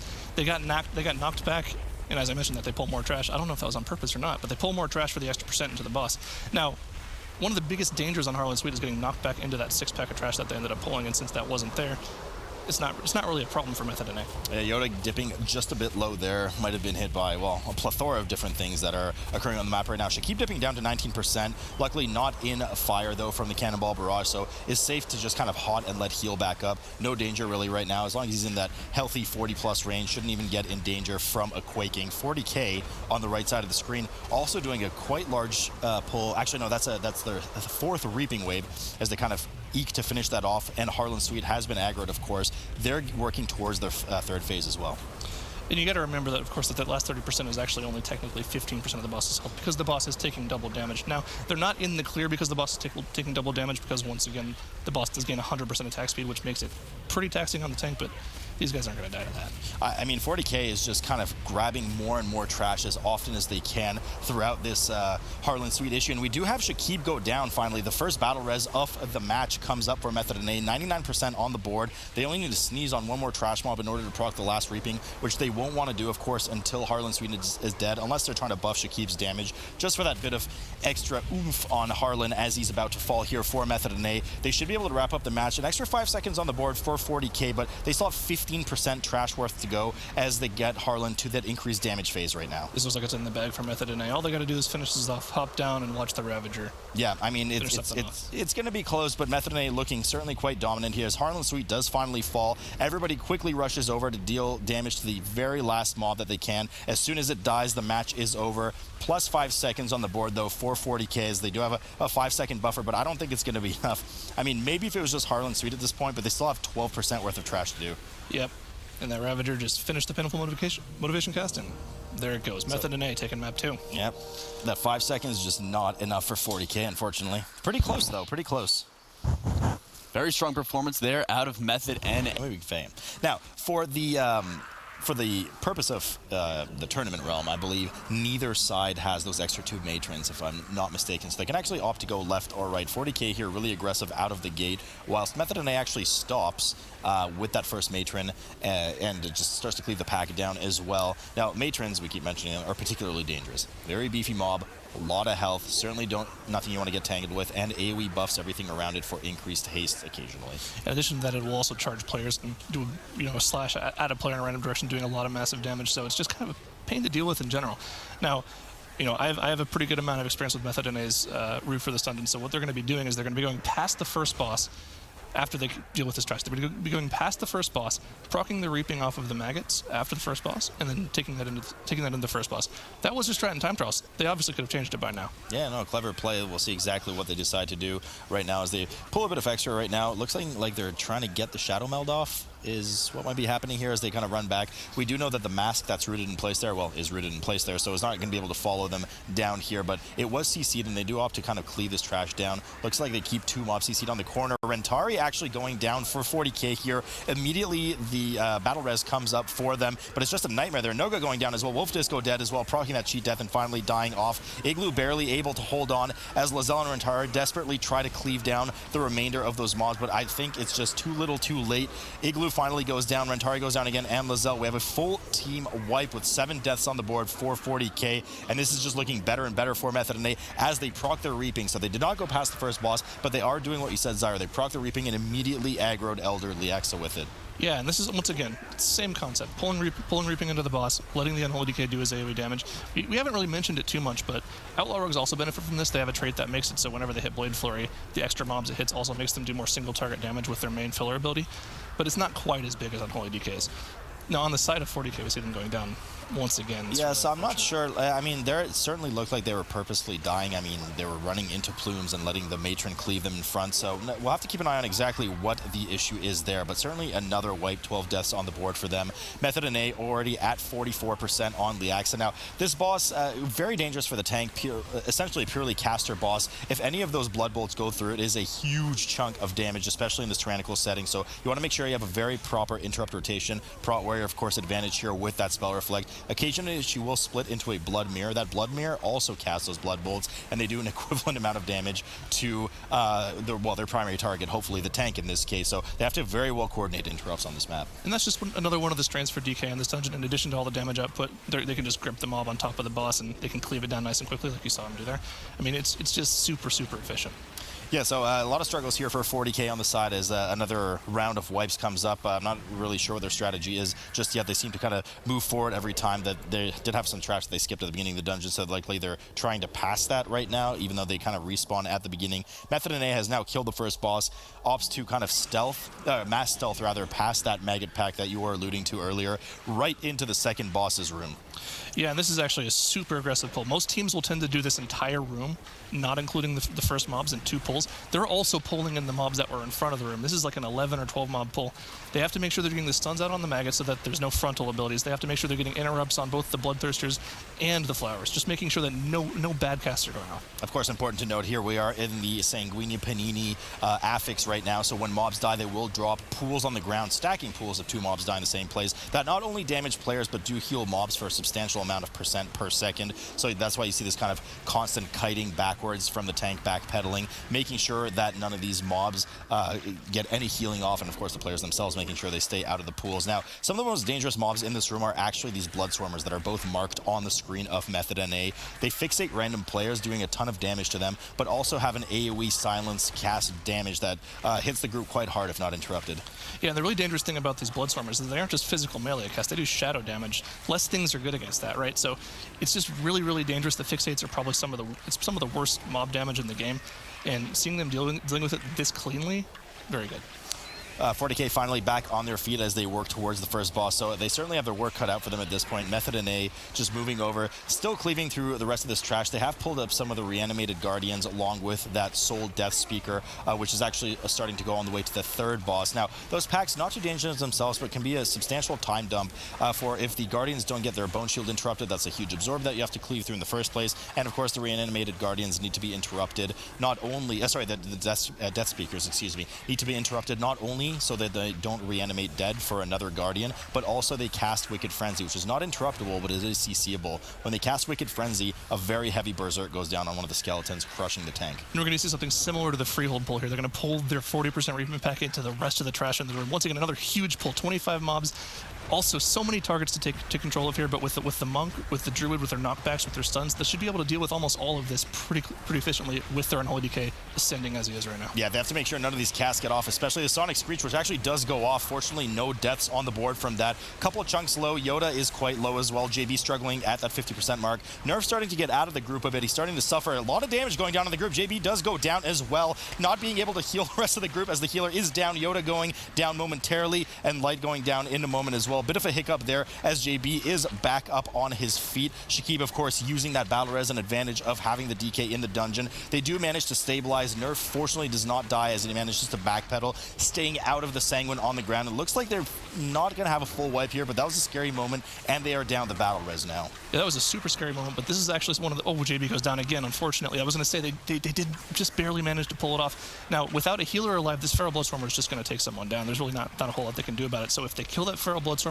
they might not be out of this pull just yet. Yeah, I think they're going to be okay. Warriors are really good at mitigating damage, so they should be safe, especially we see the safe stun go off as Nerv just walks away. Yoda does manage to stabilize, and whoever had aggro on the Bloodswarmer was just able to kite it out just enough until it died. I think they're going to be able to stabilize. The problem with these Guardians right now, as Nerf runs around and JB hurries back to them, is they're going to be really tough to kill just because they're not getting the interrupts on the Bone Shields off right now, and they deal a ton of damage to the tank, so Nerf kind of desperately running around in circles. JB has rejoined them as quickly as he could. Luckily, he has that stealth, so he can kind of skip past any trash that they skipped before as well. Once again, like we mentioned, coming into the dungeon, reaping into boss, letting the Unholy DK do his thing on top of the Outlaw Rogue doing his thing. This is just so efficient from him. I'm really impressed by the way they're playing. Yeah, that's a fair bit of damage coming up. Prot Warrior, of course, not to be forgotten, trying to keep up with that Outlaw Rogue as well, but the Unholy DK just mass amounts of damage, decimating the entirety of any remaining mobs around Kragmaw himself. Nice kind of cheeky little play there that Prot Warriors often do.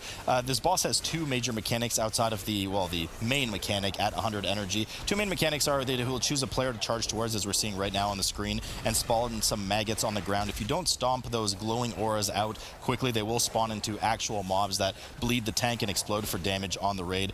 He also has a frontal that we just saw, and it's easy for Prot Warrior to actually leap out of the frontal. The frontal goes off, misses the warrior, and the warrior charges back in right away. So really well played there by Nerf. Now, the major mechanic here, Zyra, as we can see, absolutely chunks the group. Yeah, the Tantrum doing a massive amount of AoE damage, and on top of that, it also runs randomly around the room. So one of these things that these teams actually have to deal with in the Sanguine affix is there's a possibility that the boss will just tantrum and run into a Sanguine pool. Fortunately, that didn't happen for them, and usually it's pretty unlikely to happen since by the time they get to the first tantrum, there's only 1 or 2 Sanguine pools left. But on top of the massive AoE damage, it also spawns maggots all over the room that you have to stomp, instead of just in one centered location like the charge and the frontal breath do.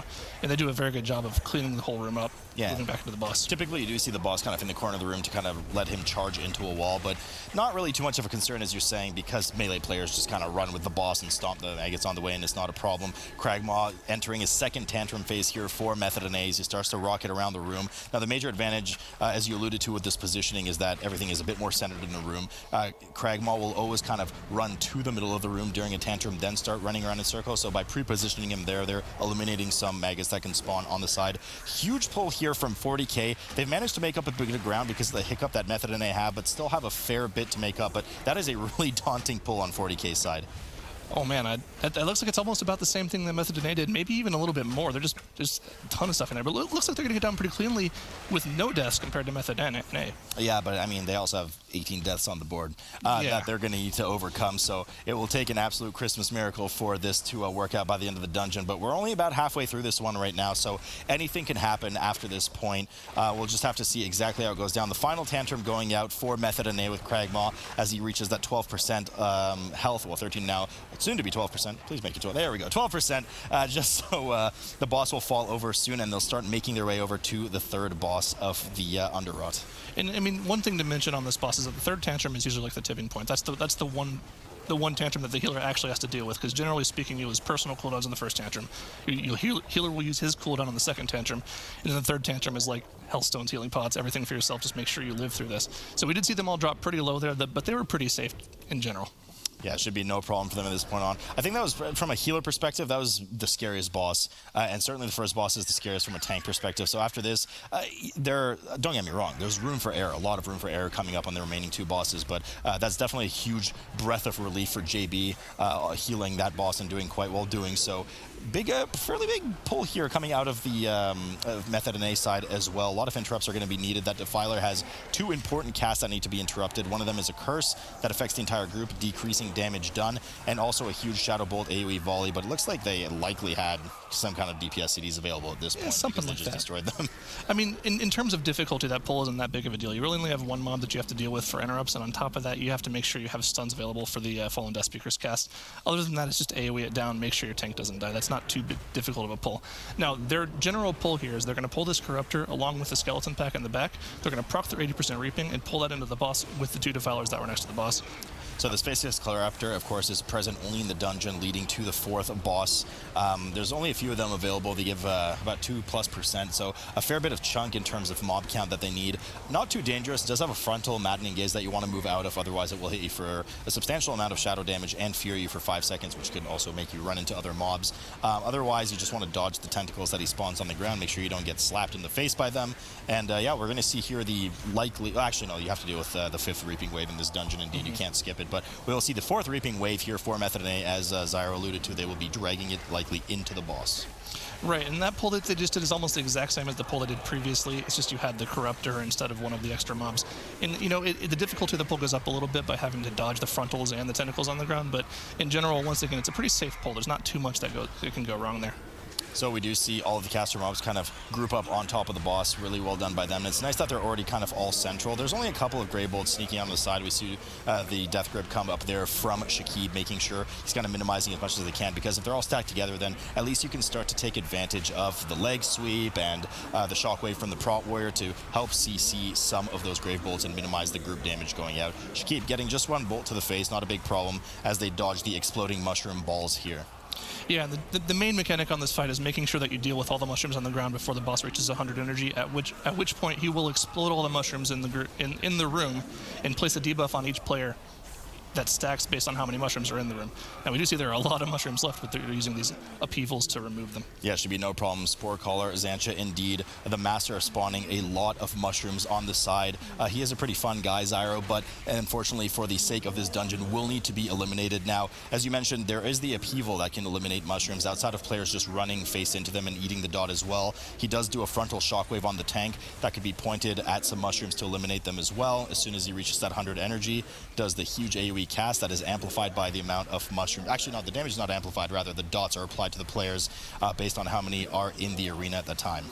Right, and it is a dispellable dot, so if there are one or two available, that one person could just go soak, you can just go soak them, take the extra damage, maybe pop a personal. In addition to that, they're also immunable, and they have a lot of people in the group that can immune. Rogue can pop Cloak and run through a bunch of them. DK can pop AMS and run through however many AMS can soak. It's not too dangerous for this group. I mean, we also see some groups run Mistweaver Monks in this dungeon so they can revival and pull off all the debuffs the second he casts his Festering Harvest. But generally speaking, as long as you deal with the mechanics on the boss properly, you spread the upheavals out, it's not that difficult to deal with the mushrooms themselves. No, certainly you do have a lot of outs for those mushrooms, and both teams, I mean, it's just no problem. They have a Dispel available to them if needed to. If somebody kind of needs to emergency last second, you could just shield wall from Nerf and run through a lot of options, or you could just pre-AMS or Cloak of Shadows from the Rogue. But either way, not a concern for this team as they reach 23% on Spore Caller. Xancha, the third boss of the dungeon. 40K just starting to move up now to them. They have just procced their fourth Weeping Wave, but they still need to even aggro the boss in the first place. So still a fair bit behind, not to mention the 15 death difference, kind of a big deal. Yeah, just looking at their strat in general, it looks like they had something similar in mind to what Method NA are doing, but maybe just a slight bit less efficient. I would like to see this pulled into the boss as well. I mean, it's just, I don't know if they would have beat them using these strats in general, just because Method NA is so much more refined, so much more practiced. And it seems like it's a lot better, especially in the Tyrannical Affix, to use that Unholy DK damage for more boss damage instead of more trash damage. Yeah, no, right you are, Zyra. Xancha does go down, and there's only 9% left, or 8 and some change left on the board for Method NA now. And there's a fair bit of trash leading up to the last boss with some RP, but you're going to see a lot of skipping coming up here. Frankly, for most of which you don't even actually require a Rogue for, but just for safety purposes, the Rogue does have Shroud if needed. They do move over to the last two mobs, and they do CC the Corrupted Head on the side, as we just saw. These are the last of the mobs that they need, so they pull 3 Faceless Corruptors, plus the Horror there, the Grotesque Horror, and they want to make sure to clear them all down. Now, the Horror is immobile, but very frequently cast, and you need to keep an eye on it for interrupts for these Death Bolts. It's an AoE debuff on the group, really heavy damage, but they have a plethora of interrupts here. I mean, the biggest problem, of course, will be if all of the Corruptors aim their frontals at the Danger Noodle, as it's casting, as you like to call it. But they didn't see that happen. They have so many knockbacks available for that. They have the Druid knockback as well as Ring of Peace, so if a bad lineup does happen, if frontals wall casts are going off, they can just cancel them with their knockbacks. Oh, those Danger Noodles.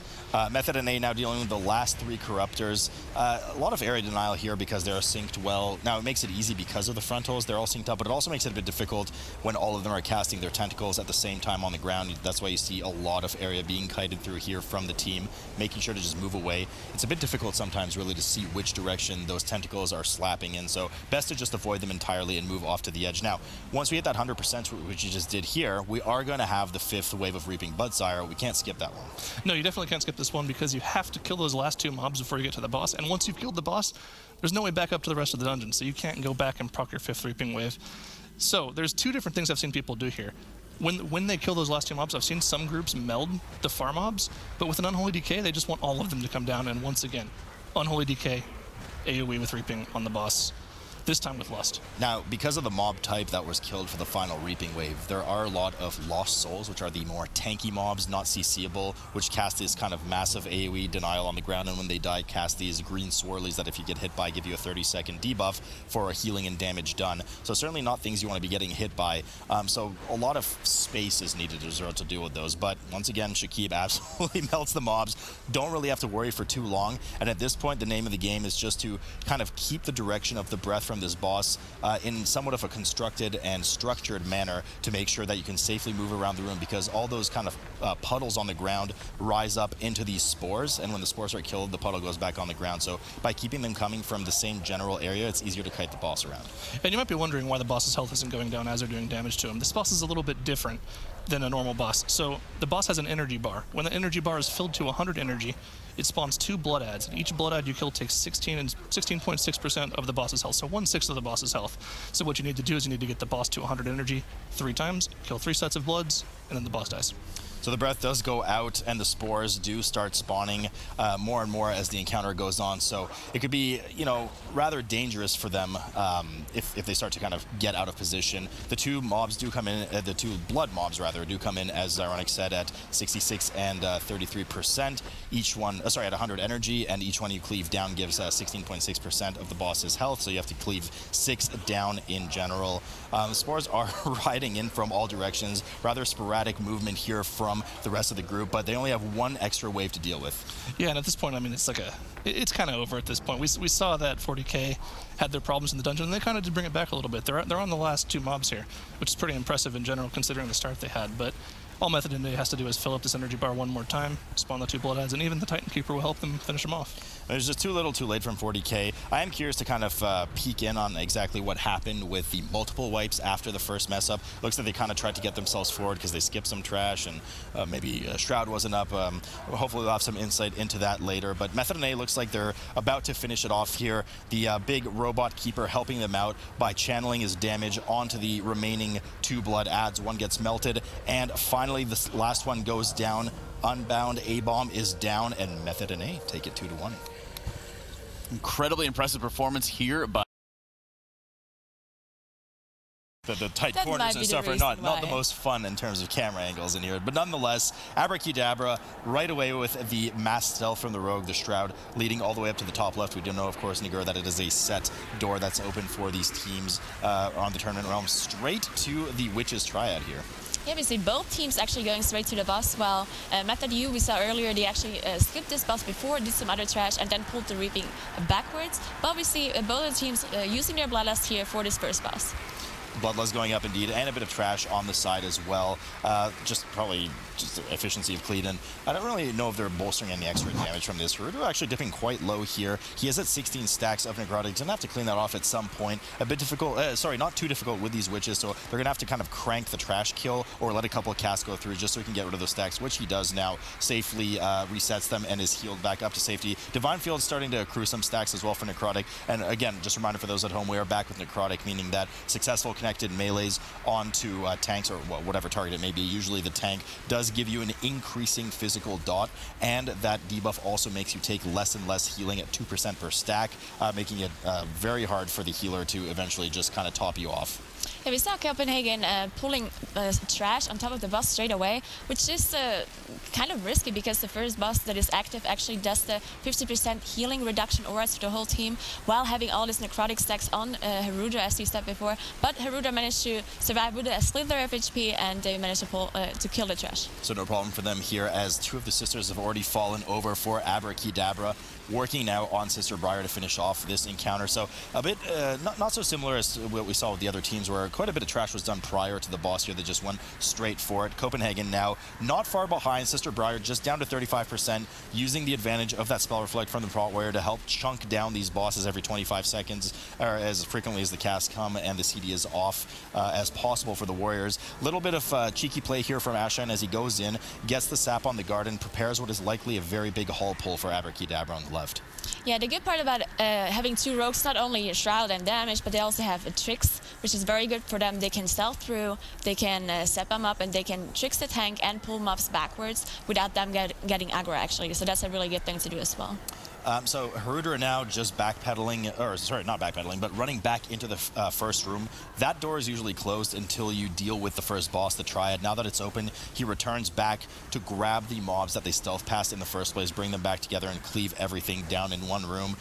Not really the most dangerous pull coming out of Abrakeydabra. I thought they would actually have, it looked like they were prepping for a big haul pull, but they just kind of dealt with that first 3-pack. Yeah, maybe they were scared about the Witch because, of course, we saw the Witch spawning here. It is a Rune Weaver, though, which is not super scary to deal with. Not many casts you need to interrupt there, but maybe there were like we saw Copenhagen, for example, go backwards, pull all those mobs that don't actually do that much. But with bursting, it actually all those big pulls are kind of difficult, because if bursting stacks up too high, it's going to be too difficult for the healers to heal up. Indeed, we get a good view of the back of Herderudra as a dwarf warrior. Absolutely disgusting. But decided to run the dwarf nonetheless. Of course, they have that excellent racials for... he's really actually probably running a Dark Iron Dwarf, actually, for the physical reduction. So a bit of advantage there, but doesn't have that Shadow Meld, which a lot of teams are really using to get out of combat. Not probably going to need it in this dungeon as much, because they do have the double rogue and they can stealth past everything. Abrakeydabra just now backing up in the hallway. Divine Field getting a lot of damage. Nigar, we mentioned in the previous series, and you were here with me as well, this wing particularly is very lethal for the tank. You've got the Shadow Cleaves coming up from the guards. You have the captains that just crush in the first place, and they can take so long to kill if you don't get the proper interrupts on their Spirit Shields as well. Yeah, and the guards actually have a frontal cleave as well, which is kind of difficult to deal with while you're kiting. So if the warrior is kiting the mobs around, if he switches direction, then the mobs will turn around and cleave in the other direction. So the melees have to be specifically careful here to not stand in front of this cleave. Well, that was kind of a close call on Divine Field there, dipping it out 10% health, not managing to reset his necrotic. Manages finally to kind of U-turn from the end of the hallway and rejoin the rest of the team and the remaining two captains. As we mentioned earlier, Spirited Defense well interrupted there, but they just took so long to kill. They have such a large amount of health. I think one of the two casts went through as well earlier, just making them just be incredibly tanky mobs. Now finally moving over to the what is technically the safe haven of the dungeon in terms of space, the courtyard, of course, while the soulbound Goliath awaits. We just saw Ashine actually pull some of the dogs out of the courtyard on top of this big pull that they're doing here.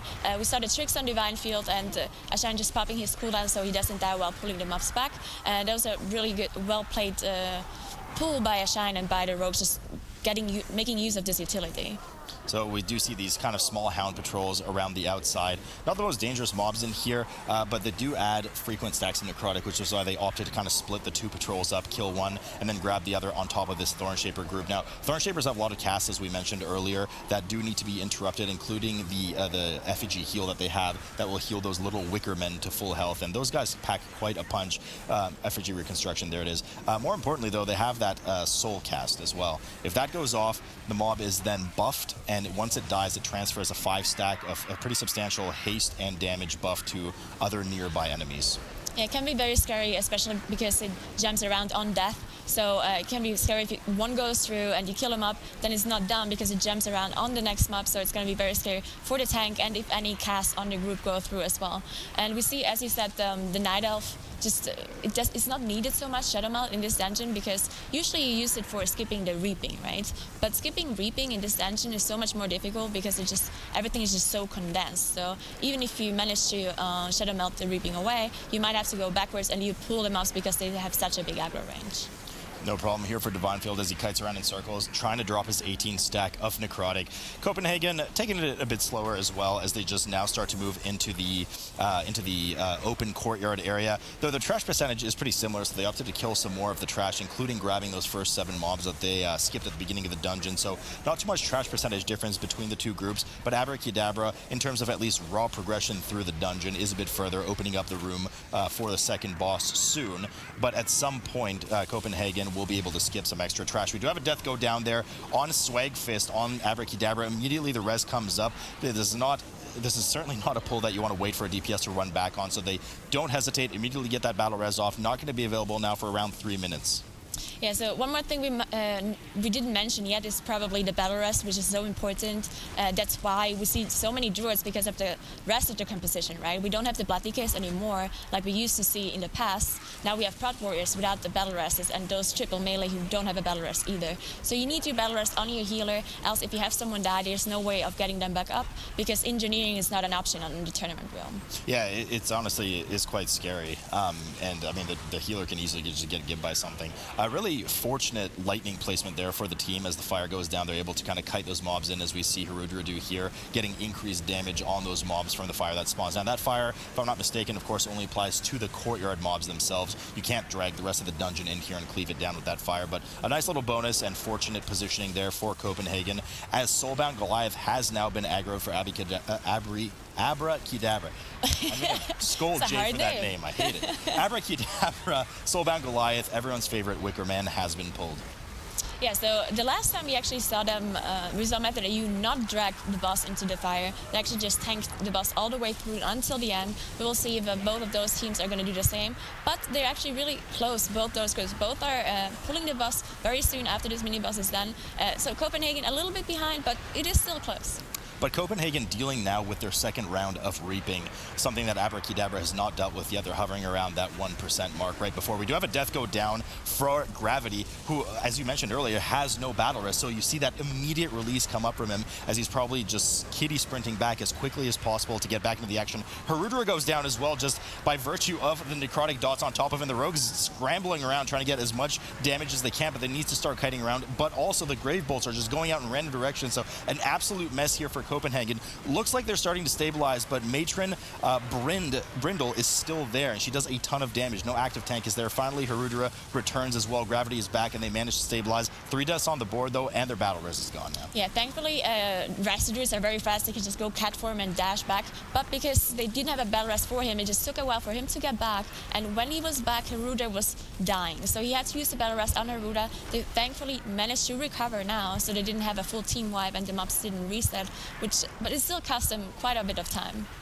Yeah, I mean, arguably there might still be, maybe not actually. I was going to say they'll still be a bit ahead. They've dealt with the Reaping, but Reaping, and we've talked about it. Reaping is something you can very efficiently pull into something. They kind of dealt with Reaping almost separately, plus Matron Brindle here. But now she's dead. The Reaping's dead too, but I think they could have maybe made a bit more efficiency out of it. Abrakeydabra is now down Soulbound Goliath, the Wicker Man boss, and has moved into the hall, getting ready to proc their Reaping. So they're probably going to have their second Reaping with a ton of mobs from the hall. Definitely. They're only missing 1%, so a couple of mobs here that are going to die are going to proc the Reaping. Now they have to be careful with bursting here because there's so many small HP mobs, and on top of the Reaping ads, you might not see exactly which are Reaping mobs and which are real mobs because, of course, the Reaping mobs ignore all the affixes except Skittish, of course, so they don't proc the bursting. So we do see a lot of damage going out on Divine Field as he starts to kite away immediately. Now, remember, they don't have the support of a Frost Mage or anything, and Prot Warriors, of course, innately themselves are not the best at kiting. I mean, they can leap away quickly and get some clever charges in, but for the most part, that's a lot of damage coming in. Elsarat getting a ton of damage as well. A lot of those Reaping stacks going off, so that means there's a lot of mobs mailing him from the Reaping pack as Divine Field frantically charges around, trying to help interrupt the Grave Bolts and not get too much damage. Finally, the Dispel comes out from Elsarat on Divine Field as well. Dot drops off, and they do manage to clean up the rest of this pack. Soulbound Goliath, I felt like it just blinked. It's already at 35% for Copenhagen. Yes, I also had a lot of debuffs from this Reaping, from the Reaping mobs. Now the difficulty when Reaping spawns is, of course, the only person who is going to have aggro is the healer because of healing aggro, because of course they spawn from very far away, meaning that you can't damage them. So once the Reaping at spawn, they will have immediately aggro on the healer, and every single melee attack is going to apply this magic debuff that stacks up and does a lot of damage. Now the healer can choose to dispel himself, but once the tank grabs aggro and you have cooldown on your dispel, you're not going to be able to dispel a tank. So usually you have to try to stand on top of the tank or very close to the tank, so you as a healer don't get too many stacks, so you actually can save the dispel for the tank. Yeah, so a bit of a sketchy situation here as Swagfist, does go down again for Abrakeydabra. They do have a battle res available, but Divine Field's suffering a lot of damage right now, so they might need to hold on and gamble on using it on him instead. Swagfist is not released yet, nor has he been battle res. Dr. J as well dipping quite low, Ashen dipping quite low, so a lot of damage coming out. Now, when I think about necrotic and tight spaces and danger in this dungeon, this is the hallway I think about. Yes. The other hallway has a lot of dangerous tank mobs with the captains, but not a lot of mob density. But because of the high mob density in this hall with the maggots, makes it very dangerous, especially because they keep respawning, especially if an infest cast gets missed. So a lot of ways to keep accruing those necrotic stacks. It makes it quite dangerous. Yeah, we see on Copenhagen's side, they choose to pull the mobs out in the courtyard, so we just have more space to cat, as you see Harudra catting the mobs already. Now, of course, pulling the mobs out will cost you more time, right? If you just go in, you tank them where they are, and everyone jumps in, and you like blow them up before the tank dies. That's obviously more efficient, but it is way more risky. And of course, we see Copenhagen just playing the safe route. That bursting damage, though, yeah. really chunking the group down. Let's not forget we are in bursting here. Every time a mob dies, it applies a 4-second 2-tick dot to the group, and that can stack the more you kill. So you want to really time your kills together, or you might have to just hold off damage so the healer can catch up, let the dot drop off, and then keep going. Harudra kind of in an unstable state, hasn't really been healed above 50% and keeps getting those necrotic stacks, but looks like they finally stabilized by killing the group off. Abrakeydabra, of course, just pulling the rest of the hallway perfectly at 59% right now. Has not yet procced their third reaping, but looks like they will do so here. Yeah, so they actually saved their Bloodlust Abrakeydabra, so they might proc the reaping and actually pull the reaping on top of the boss. And there we go, there's the Bloodlust pop by Abrakeydabra. So this is actually a pretty big pull, so they're not doing it with the boss, certainly, with Rawl in the next room. But well-used line of sight, kind of, not really tricks, but I suppose techniques here, making sure to constantly dip around the corner, because some of the mobs they pulled here, it's actually the pack that method that you wiped on earlier, are quite dangerous, and they are ranged, a lot of them, kind of hunter-style mobs, if you will. So physical ranged, really a pain in the butt to get in a group without a grip, a bump, because you can't interrupt them. They're just physical ranged mobs. They kind of group them all together, use the corner to their advantage to make sure that they all come together and are getting ready for the reaping pack that has already spawned. It has finally reached them because there were some left in the courtyard as well, cleaving everything down. I guess they're going to do probably a smaller pull in Rawl's room because they're not going to have Bloodlust available now. So we actually see Gravity dying on Copenhagen's side. He immediately releases buff because they do not have a battle rest for him. And we see another rogue dying. So this pull, I think it was the bursting that they had stacked up too high. They did a pretty significant big pull, and we saw Gravity just dying, getting too many bolts from the ranged spirits, and just the bursting on top of that just killed him. Yeah, I mean, there's a lot of damage that goes out, but not even on the tank. It's all the spits from the maggots that affect random players as well. So heavy dots all over the place, both rogues not having cheat death available to them. Harudra barely hanging on. Finally, Gravity managed to come back. And of course, we see that large Lost Soul mob, which is the Reaping mob of the Matron ad that we had earlier. We do know that Reaping mobs spawn with 50% of the original HP of the mob, so that one's going to take a while to cleave down. Yeah, so usually when reaping spawns, a lot of people think it's very important to kill the small mobs first, but it's actually way more important to kill the high HP mobs first, because you're going to have to kill them anyway. So if the small ones survive 1 or 2 seconds longer, it's not as important as focus damaging the big reaping mobs and the big like mini boss reaping mobs and so on. Ooh, Harudra dies. Nothing else to say. He pulls all the mobs to the side. I'm not sure if that was an intentional pull or not. It seemed kind of weird because the group kind of didn't really interact with him until he was in the corner. Nonetheless, everything is aggroed and running towards them. Harudra is back, released from the beginning of the instance. Warriors have fairly solid burst mobility, so back in he comes, grabs all of the mobs that kind of detrimented him in the corner, and they manage to cleave them down to clean out Rawl's room. Now, the difficulty in this room about pulling extra trash, especially as we see Abrakeydabra now pulling Rawl, is that we do have this necrotic affix.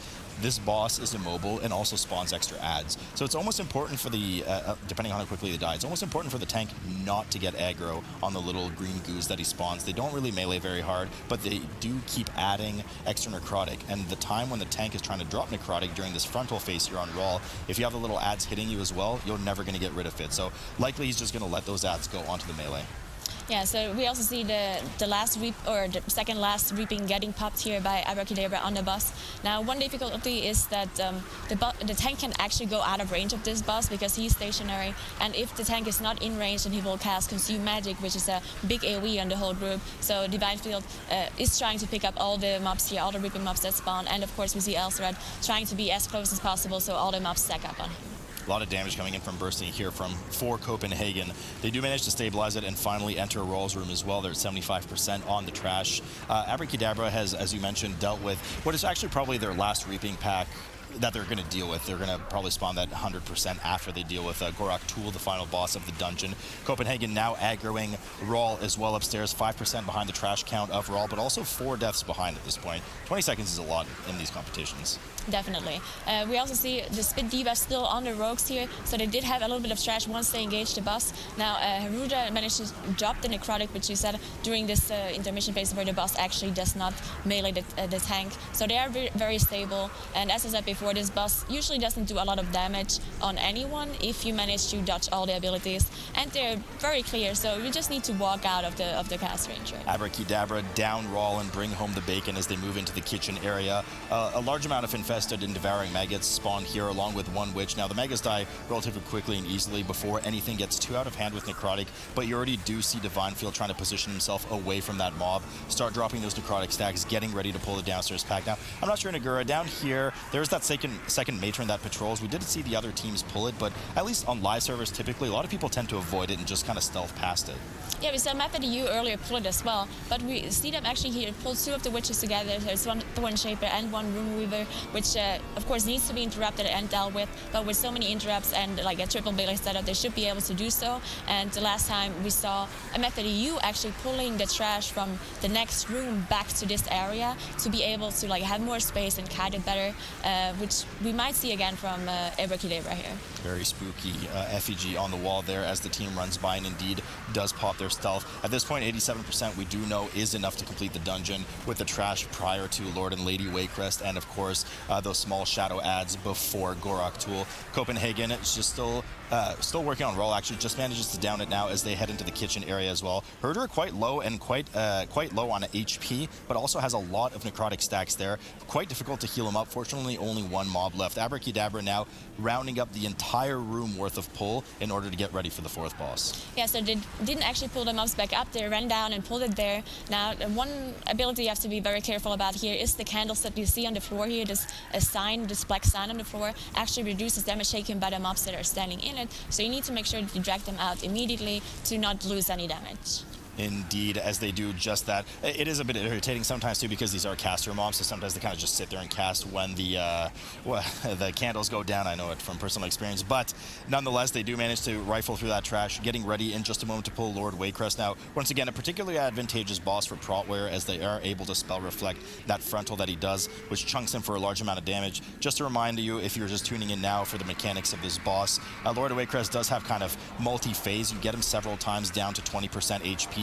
Every time that happens, Lady Waycrest, which is kind of across the tear there, siphons some of her health back into him and he restarts at 100%. Once she's low enough at 10% HP or so, she will join the fight as well, and you enter phase 2 where you have to kill both of them at the same time. Yeah, we just saw this ability, the debuff, Disease, that got added on Elserad, respawns a circle around you, and after a while it will explode and leave a pool behind. Now, I did say earlier that it is a disease, so it's not dispellable by a Resto Druid, but it is dispellable by the Monk. Now, we didn't see Swagfist dispel it because it is a global and it costs him damage, so it's probably better to just leave it on Elserad and let him deal with it. DPS brain Yeah. Copenhagen just dealing with that same trash pull prior to engaging the Waycrest undead couple, I suppose. Lady Waycrest has now joined the fight as Lord Waycrest is healed to 100% for the final time for Abrakeydabra on the main screen here. It's always the smart idea, the good idea to kill Lord Waycrest first. He has an increasing damage buff throughout the fight, starts to hit the tank quite hard by the end of it, so best to just get rid of him. She really doesn't do much, just has a cast that 2 melee need to interrupt as its frequency is usually 7 to 9 second recast. And he also has less HP, even though it looks like he has more because his HP is full on 100%, but Lady Waycrest actually does have more HP, even though it looks like she has less. So it's still better to just go on Lord Waycrest first, get him out of the way, and then just deal with Lady by herself. You know, do what they're doing and cleave both of them at the exact same time. Too, yeah. As Lady Waycrest reaches 1% HP, Lord Waycrest is about to fall as well. Almost perfect timing for the two bosses, as they actually quite perfect timing as the two bosses go down. They immediately sprint through the hallway. There's a bit of localization and RP needed for those little shadow ads to come in where they're grouped up, so they immediately sprint past them and likely Night Elf and Shadow Meld to get rid of that aggro immediately. Sorry, I keep saying immediately, but they get on Gorak Tool right away, interrupt his Darkened Lightning. Afterwards, they will go back to those shadow ads to finish up their percent and skip that last Reaping pack. Yeah, so we see different strats here coming out of all the teams, which is very interesting to see. So there's probably not going to be any backtracking from Abrakeydabra. They're just going to go and pull those shadow ads, as you said. They might actually even pull them while the boss bosses going on. So maybe we see the healer Elstrad go back up and pull them. Of course, that is very difficult to do because they do jump around, and the boss also has AoE damage on their group. So we'll see if they want to risk it or not, or if they just wait until the boss dies and then go back and kill the trash safely. Could be high risk, high reward. I mean, at this point, well, they might not know it, of course, unless somebody's kind of peeping the stream, which probably they are. So they have a good idea that they're ahead at this point, I would guess, at least. Copenhagen, still a fair ways behind. They're just now entering phase 2 of the Waycrest couples encounter, after which they still need to do the same skip. One of them, if I'm not mistaken, is a Dwarf Harudra, unless he's kind of transmorphed as something else right now, meaning he won't be able to do the Shadow Meld skip that the team just previously did from Abrakeydabra. Nonetheless, Goraktul now down to 17% as he summons his last ads. Team doing a really good job of making sure to burn the corpses of those slavers. I do believe Dwarf actually, like the Dwarf racial actually makes you get rid of Necrotic, if I'm not mistaken. So that might be one reason why they played in this dungeon. They do have Bloodlust available to them now on Copenhagen side. On Abrakeydabra side, it's still 26 seconds, but they're probably going to finish the dungeon before it even comes off cooldown. I just think there's no way they're catching up at this point. They have 5% left on the trash to finish the dungeon, not to mention that they are a whole 25 seconds ahead just via raw death count. So it looks like Abrakeydabra will be fairly confidently taking this one and starting up the series with 1-0 over Copenhagen. They just grabbed all the soul essence. Oh, they're actually not even dealing with those shadow mobs. Oh, so they did the soul backtrack, essences, yeah, they backtrack just like we saw in the previous series. They went upstairs and killed the soul essences, and there it is, a dominant 1-0 start. Very good. Hey. You know, Temple, I don't really like it. I like Temple. So the big pull that actually was just advertised earlier, it comes in from Abrakeydabra already. Abrakeydabra. God, I hate you. Abrakeydabra. It's such a tongue twister for me for some reason. Now, typically we do see a lot of teams kind of skip this first stairwell entirely, maybe have just a bit of trash before the first boss at the bottom, but Abrakeydabra get into it right away, pulling everything and LOSing it around the corner at the base of the stairs. Now you see both teams here popping their Bloodlust for this pull. We saw earlier actually 40K saved their Bloodlust until way later because they did a big pull on this in the second boss room. But both of these teams choose to use their Bloodlust for the huge pull here. And so big pull coming up now. We are back to the Grievous and Volcanic affix. Volcanic, not really anything to worry about. It's more of a nuisance. Just make sure you move out of the fire plumes. Grievous, especially as we'll see later, that you and Jack just bantered about earlier, the kind of AoE pulsing damage really just starts to snowball into Grievous very badly at around the Galvast trash area and the Galvast himself. So we'll have to keep an eye on how the teams do at that point. But nonetheless, it looks like they might try to proc their first reaping into the first boss here. Yeah, the first boss is actually kind of difficult to deal with, even though it is 45, but there's lots of things that can go wrong because of the lightning shield, of course. If someone DPSs the boss that has the lightning shield currently, then he will get damaged, which might happen if, especially when there's reaping mobs, and like an ability might jump from a reaping mob to the boss, as for example, Moonkins have twin moons, so if you target someone with Moonfire, then it will jump on an additional target within 20 yards. So if you have a Moonkin, you need to drag them very, very far apart for that not to happen. But usually melees don't have those huge range abilities to jump over, or it actually doesn't trigger the lightning shield like Blade Dance from the Demon Hunters, so they probably don't have this issue here. Yes, Moonkins, the mystical extinct creature that we once knew about earlier. So we do indeed see the Reaping Packs pulled on top of Adaris, the boss that starts without the lightning shield that Nagura mentioned here. Aspix is debuffed, or rather buffed on the side there. Want to make sure you don't pump too much damage into it unless the healer knows ahead of time. Now, the danger with the Reaping on top of this is it kind of displaces you as well, so you might accidentally move into a Cyclone Strike from Adaris if you're not careful. Nonetheless, both teams handle it quite well. Static Shock comes out for Team Copenhagen as well, but we actually do see Sarah go down. One of the rogues goes down. Did not have that cheat death available earlier. Battle Res does come up, so they will not have that available to them later. Could be a bit of an issue later. Now there's one thing about the Static Shock, so you can cloak the Static Shock, but the problem with it is you actually have to cloak before it finishes the cast.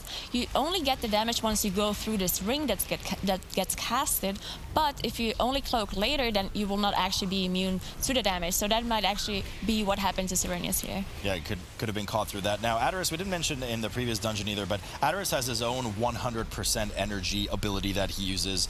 When he reaches 100% energy, he essentially snapshots the locations of players and very quickly travels between them, dealing an immense amount of damage if you're caught in the path. So the trick here is to just wait until your location is snapshotted very clearly with the arrows and the kind of pulsing air graphic, and then just move out of the way.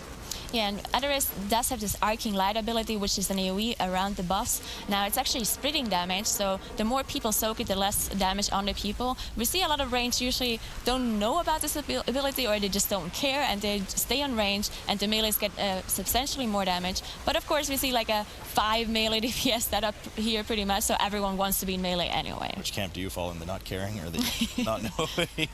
Aspect's down to 7% now for Abrakeydabra as they down the first boss, already have dealt with their first reaping wave and get ready to move over. I was about to say actually get ready to move over to the gauntlet with that Carlos Rider, but they opt to actually pull a bit of trash first. Not trash that you typically see people do on live servers, just because those hulks, those large stone fists actually do not only a lot of damage to the tank and are annoying and displace the players constantly, but they just have a lot of health. And this might be some reaping that you have to deal with later too. Yeah, it's interesting. Maybe the route just didn't work out perfectly, so they figured that we were going to pull this one mob.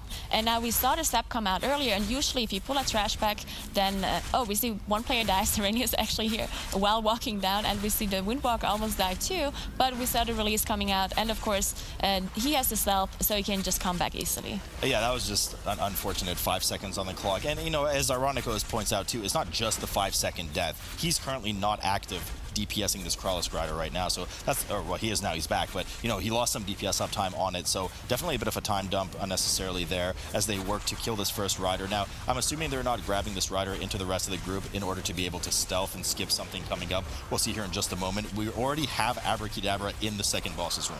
So what I was saying earlier, they were stepping and seeing some of the trash group and killed the rest, and then they kept on walking. Usually once the step runs out, the mobs will actually aggro the group up because they're night elves, they can just shadow melt and re-aggro the mobs so they will not come walking for them. So they shrouded and got to the second boss room now. Copenhagen now moving down the ramp into the second boss's room. This is where we saw Fourty K do that massive full room pull WoW method, and they played it a bit safer, so we'll have to see which of the two they do if Saros keeps his promise true and they do end up pulling the entirety of the room here. Sethraliss, once again, just quite low on HP there, 30%, finally manages to catch up with some healing, and it looks like we have a full room pull. There's actually one, no, actually they don't.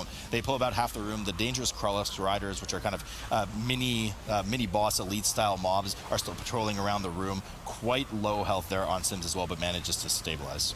Yeah, they have to be very careful here on Copenhagen's side because they don't have any battle resist left. So if someone dies now, they would actually have to walk all the way back, and they do spawn at the entrance here. So it is a long, long walk back. And of course, these mobs are also very difficult to deal with because not only is there a lot of abilities that you need to interrupt, especially healing abilities, but there's also like a poison that gets applied on either the tank or a group member if the tank already has the debuff on them, which also does a lot of damage on Fortified. The Faithless Tendies finally going down here for Team Copenhagen. I assume they're going to pull the rest of the room together. Be careful, of course, where that noxious breath, being careful, excuse me, where that noxious breath comes from the Crawlist Riders as they ride back into the middle of the room. Abrakeydabra just wiping up, not wiping up, but cleaning up, rather, the rest of the pull here and getting ready for their second wave of reaping, some of which has just now spawned on top of them and some of which will still need to run down from the bridge area. There you see Copenhagen just being 2% close of their reaping wave spawning. I assume they're going to finish up this pack and clear the reaping mobs on top of the mobs that they already pulled.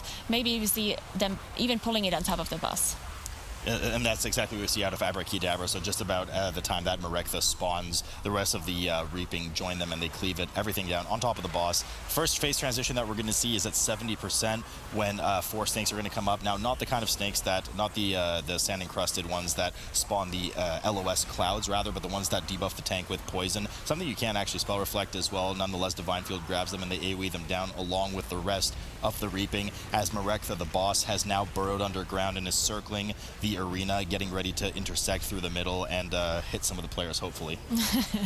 So they're probably not going to die even if they get hit by the boss, but it knocks you back and it costs you damage too, so it's not good to get hit by that ability. And we actually see Swagfist here jumping up the axe and pulling that Nimbus, so it's actually line of sight, but if you jump on those axes you can manage to pull a Nimbus through this wall, and that's what we're seeing here. Now this is very efficient, of course, because you can just cleave the Nimbus while doing damage to the boss and it just dies guys for free, pretty much. Yeah. Always a bit scarier, of course, higher risk, higher reward, but there's not too much risk here. They have a 4 melee comp, including the tank, of course, that has just stable interrupts ready at all times, and this boss is not exactly the most difficult or dangerous boss to deal with unless you start to run out of space, and that's usually in a high tyrannical setting at the end of the phase 3, so no problem for them there as they get some free, essentially, quote-unquote, percentage from that Cloud Nimbus. Copenhagen now at 88% on Marekta, just starting on the encounter and cleaving their own trash down as well.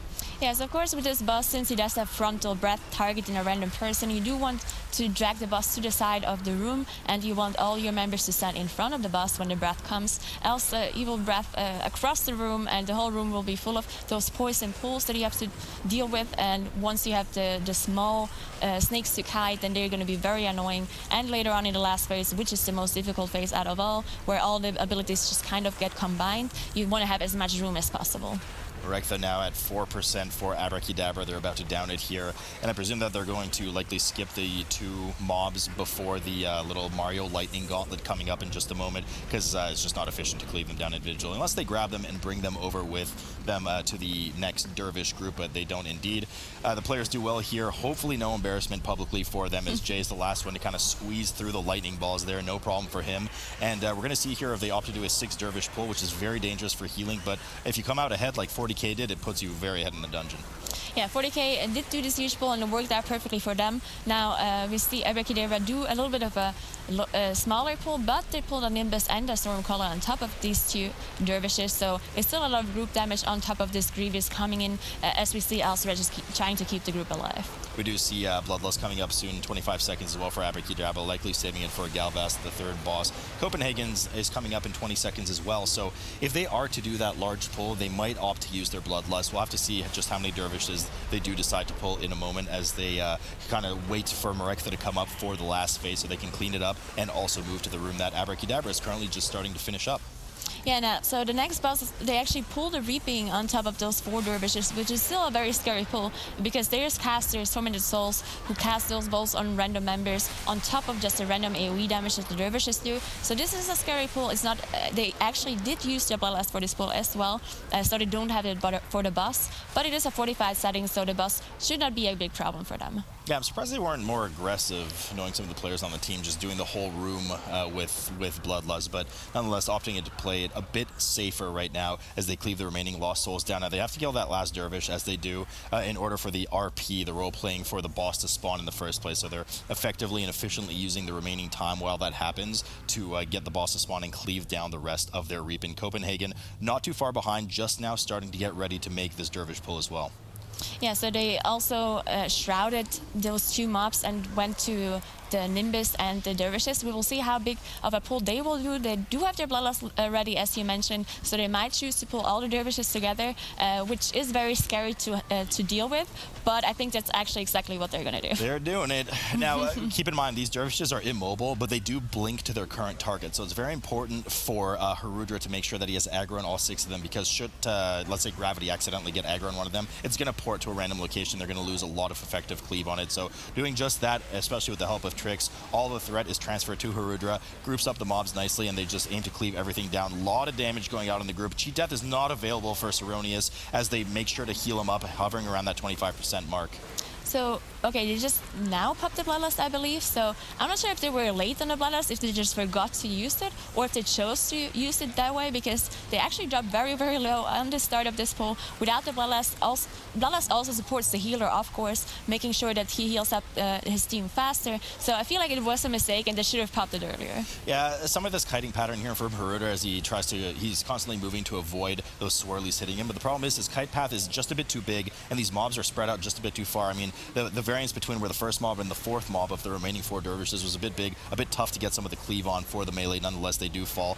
Yeah, I'm not sure about that Bloodlust timing. It just wore off as the Reaping pack spawned, so I thought maybe I was going to counter you and say that they popped it to, get ready for the reaping that came in, but I mean, it just kind of wore off. The boss is spawning now, and they're dealing with the reaping pack. Galvast already down to 8% for Abrakeydabra. We've already seen the mechanics of this boss prior. A really heavy healing fight, nothing too crazy mechanically, but you do have to have really good group coordination to make sure that the proper players are intercepting the correct lightning totems. Definitely, and it is 45, but because of the Grievous affix, it gets a bit more difficult to heal this boss fight. As we all know, anti-radical this boss is a lot of damage, and on top of Grievous, it's very difficult to heal everyone up. But I think Raster Druids are probably one of the best to just deal with this boss, especially because they can take a lot of debuffs on themselves because they just have so much self-healing. No deaths here from Abrakeydabra as they get through the final lightning gauntlet test here, getting ready for the eyeball gauntlet, if you will, making sure that you want to grab both orbs and socket them in the eye sockets of the snake statue at the end of the hall.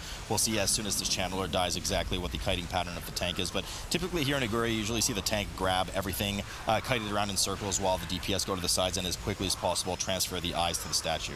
Yeah, so if you put an eye into the statue, it actually gives trash percentage. So what you want to do here is you want to wait until both of the eyes are closed and then put them in together, because if you put one eye in and it will trigger the reaping, then you have a mismatch of time. So you want to wait until both eyes are close to the head, then you want to pick them up at the same time, put them in, wait until the reaping spawns, and then we want to go down, and they're probably going to shadow melt the reaping after. Yeah, that's what we've seen the other teams do as well. Divine Field now is still at 4 stacks, of Grievous, so there's going to need to be a healing coming out of Elsrat to make sure that he's healthy, and indeed there is now. They do indeed shadow meld all of the mobs that had aggroed them, not only the ones in the gauntlet, but the reaping as well. Getting ready to use a rogue mass stealth here to move past this trash onto the 4th boss's room, where they will backtrack during the final phase of the boss encounter and grab the rest of the trash to make up the 100%.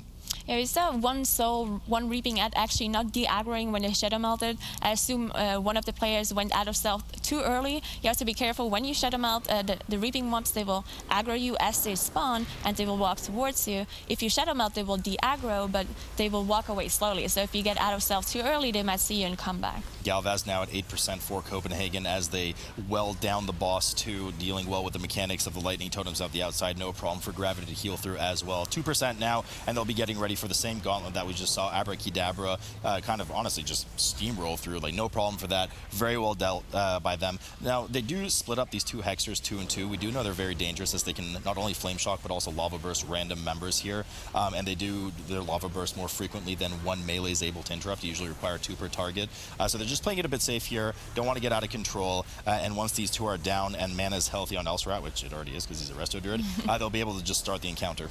Yeah, so in this encounter, the only the thing that people... Oh, there's an Orb Guardian coming in. I think that probably was a mistake, because you can just pull this later on when you have the buff at the very end. So either it was a mistake or they just want to have something to do while they are waiting. No, Orb Guardian is from the gauntlet. It's one of the guys that tries to grab the orb from There's also Orb Guardians on like this on the way to the boss. I thought there was the heart snakes. Nonetheless, one of them does come in, they cleave it down, and Abrakeydabra does start the encounter. 3-phase encounter starts off with the same 4 Hexers that you need to kill every single wave.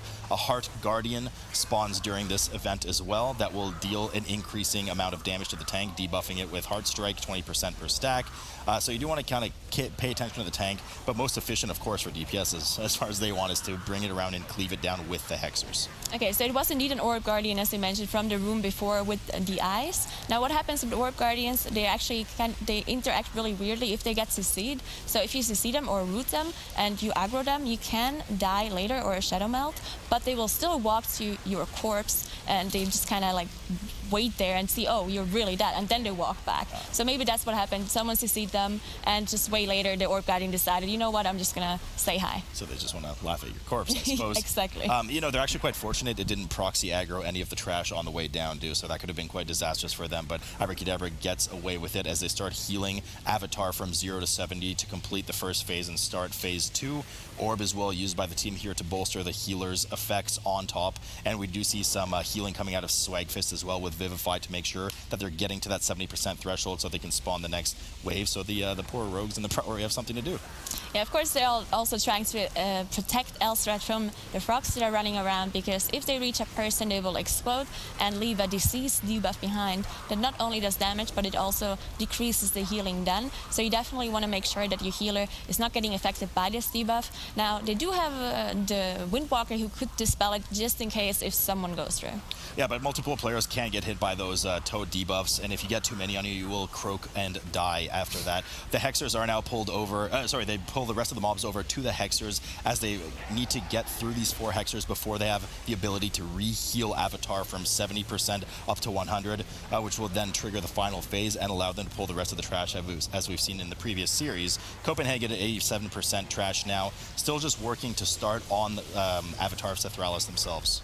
Yeah, so Copenhagen, I think they just played everything a little bit safer, or they had less damage. I'm not completely sure, because they only had 2 deaths, so they weren't, they didn't like had a full wipe or anything like that. I think they just had safer pulls in general, and that's what caused them to be slower, or they just had a worse route coming out of them. Now Abrakeydabra is about to heal the boss to full HP, and then they get the buff as you said, and we'll probably see Underrot going through and pull everything. Yes, there should be no problem for them. I mean, at this point, it's there's no way they can lose this.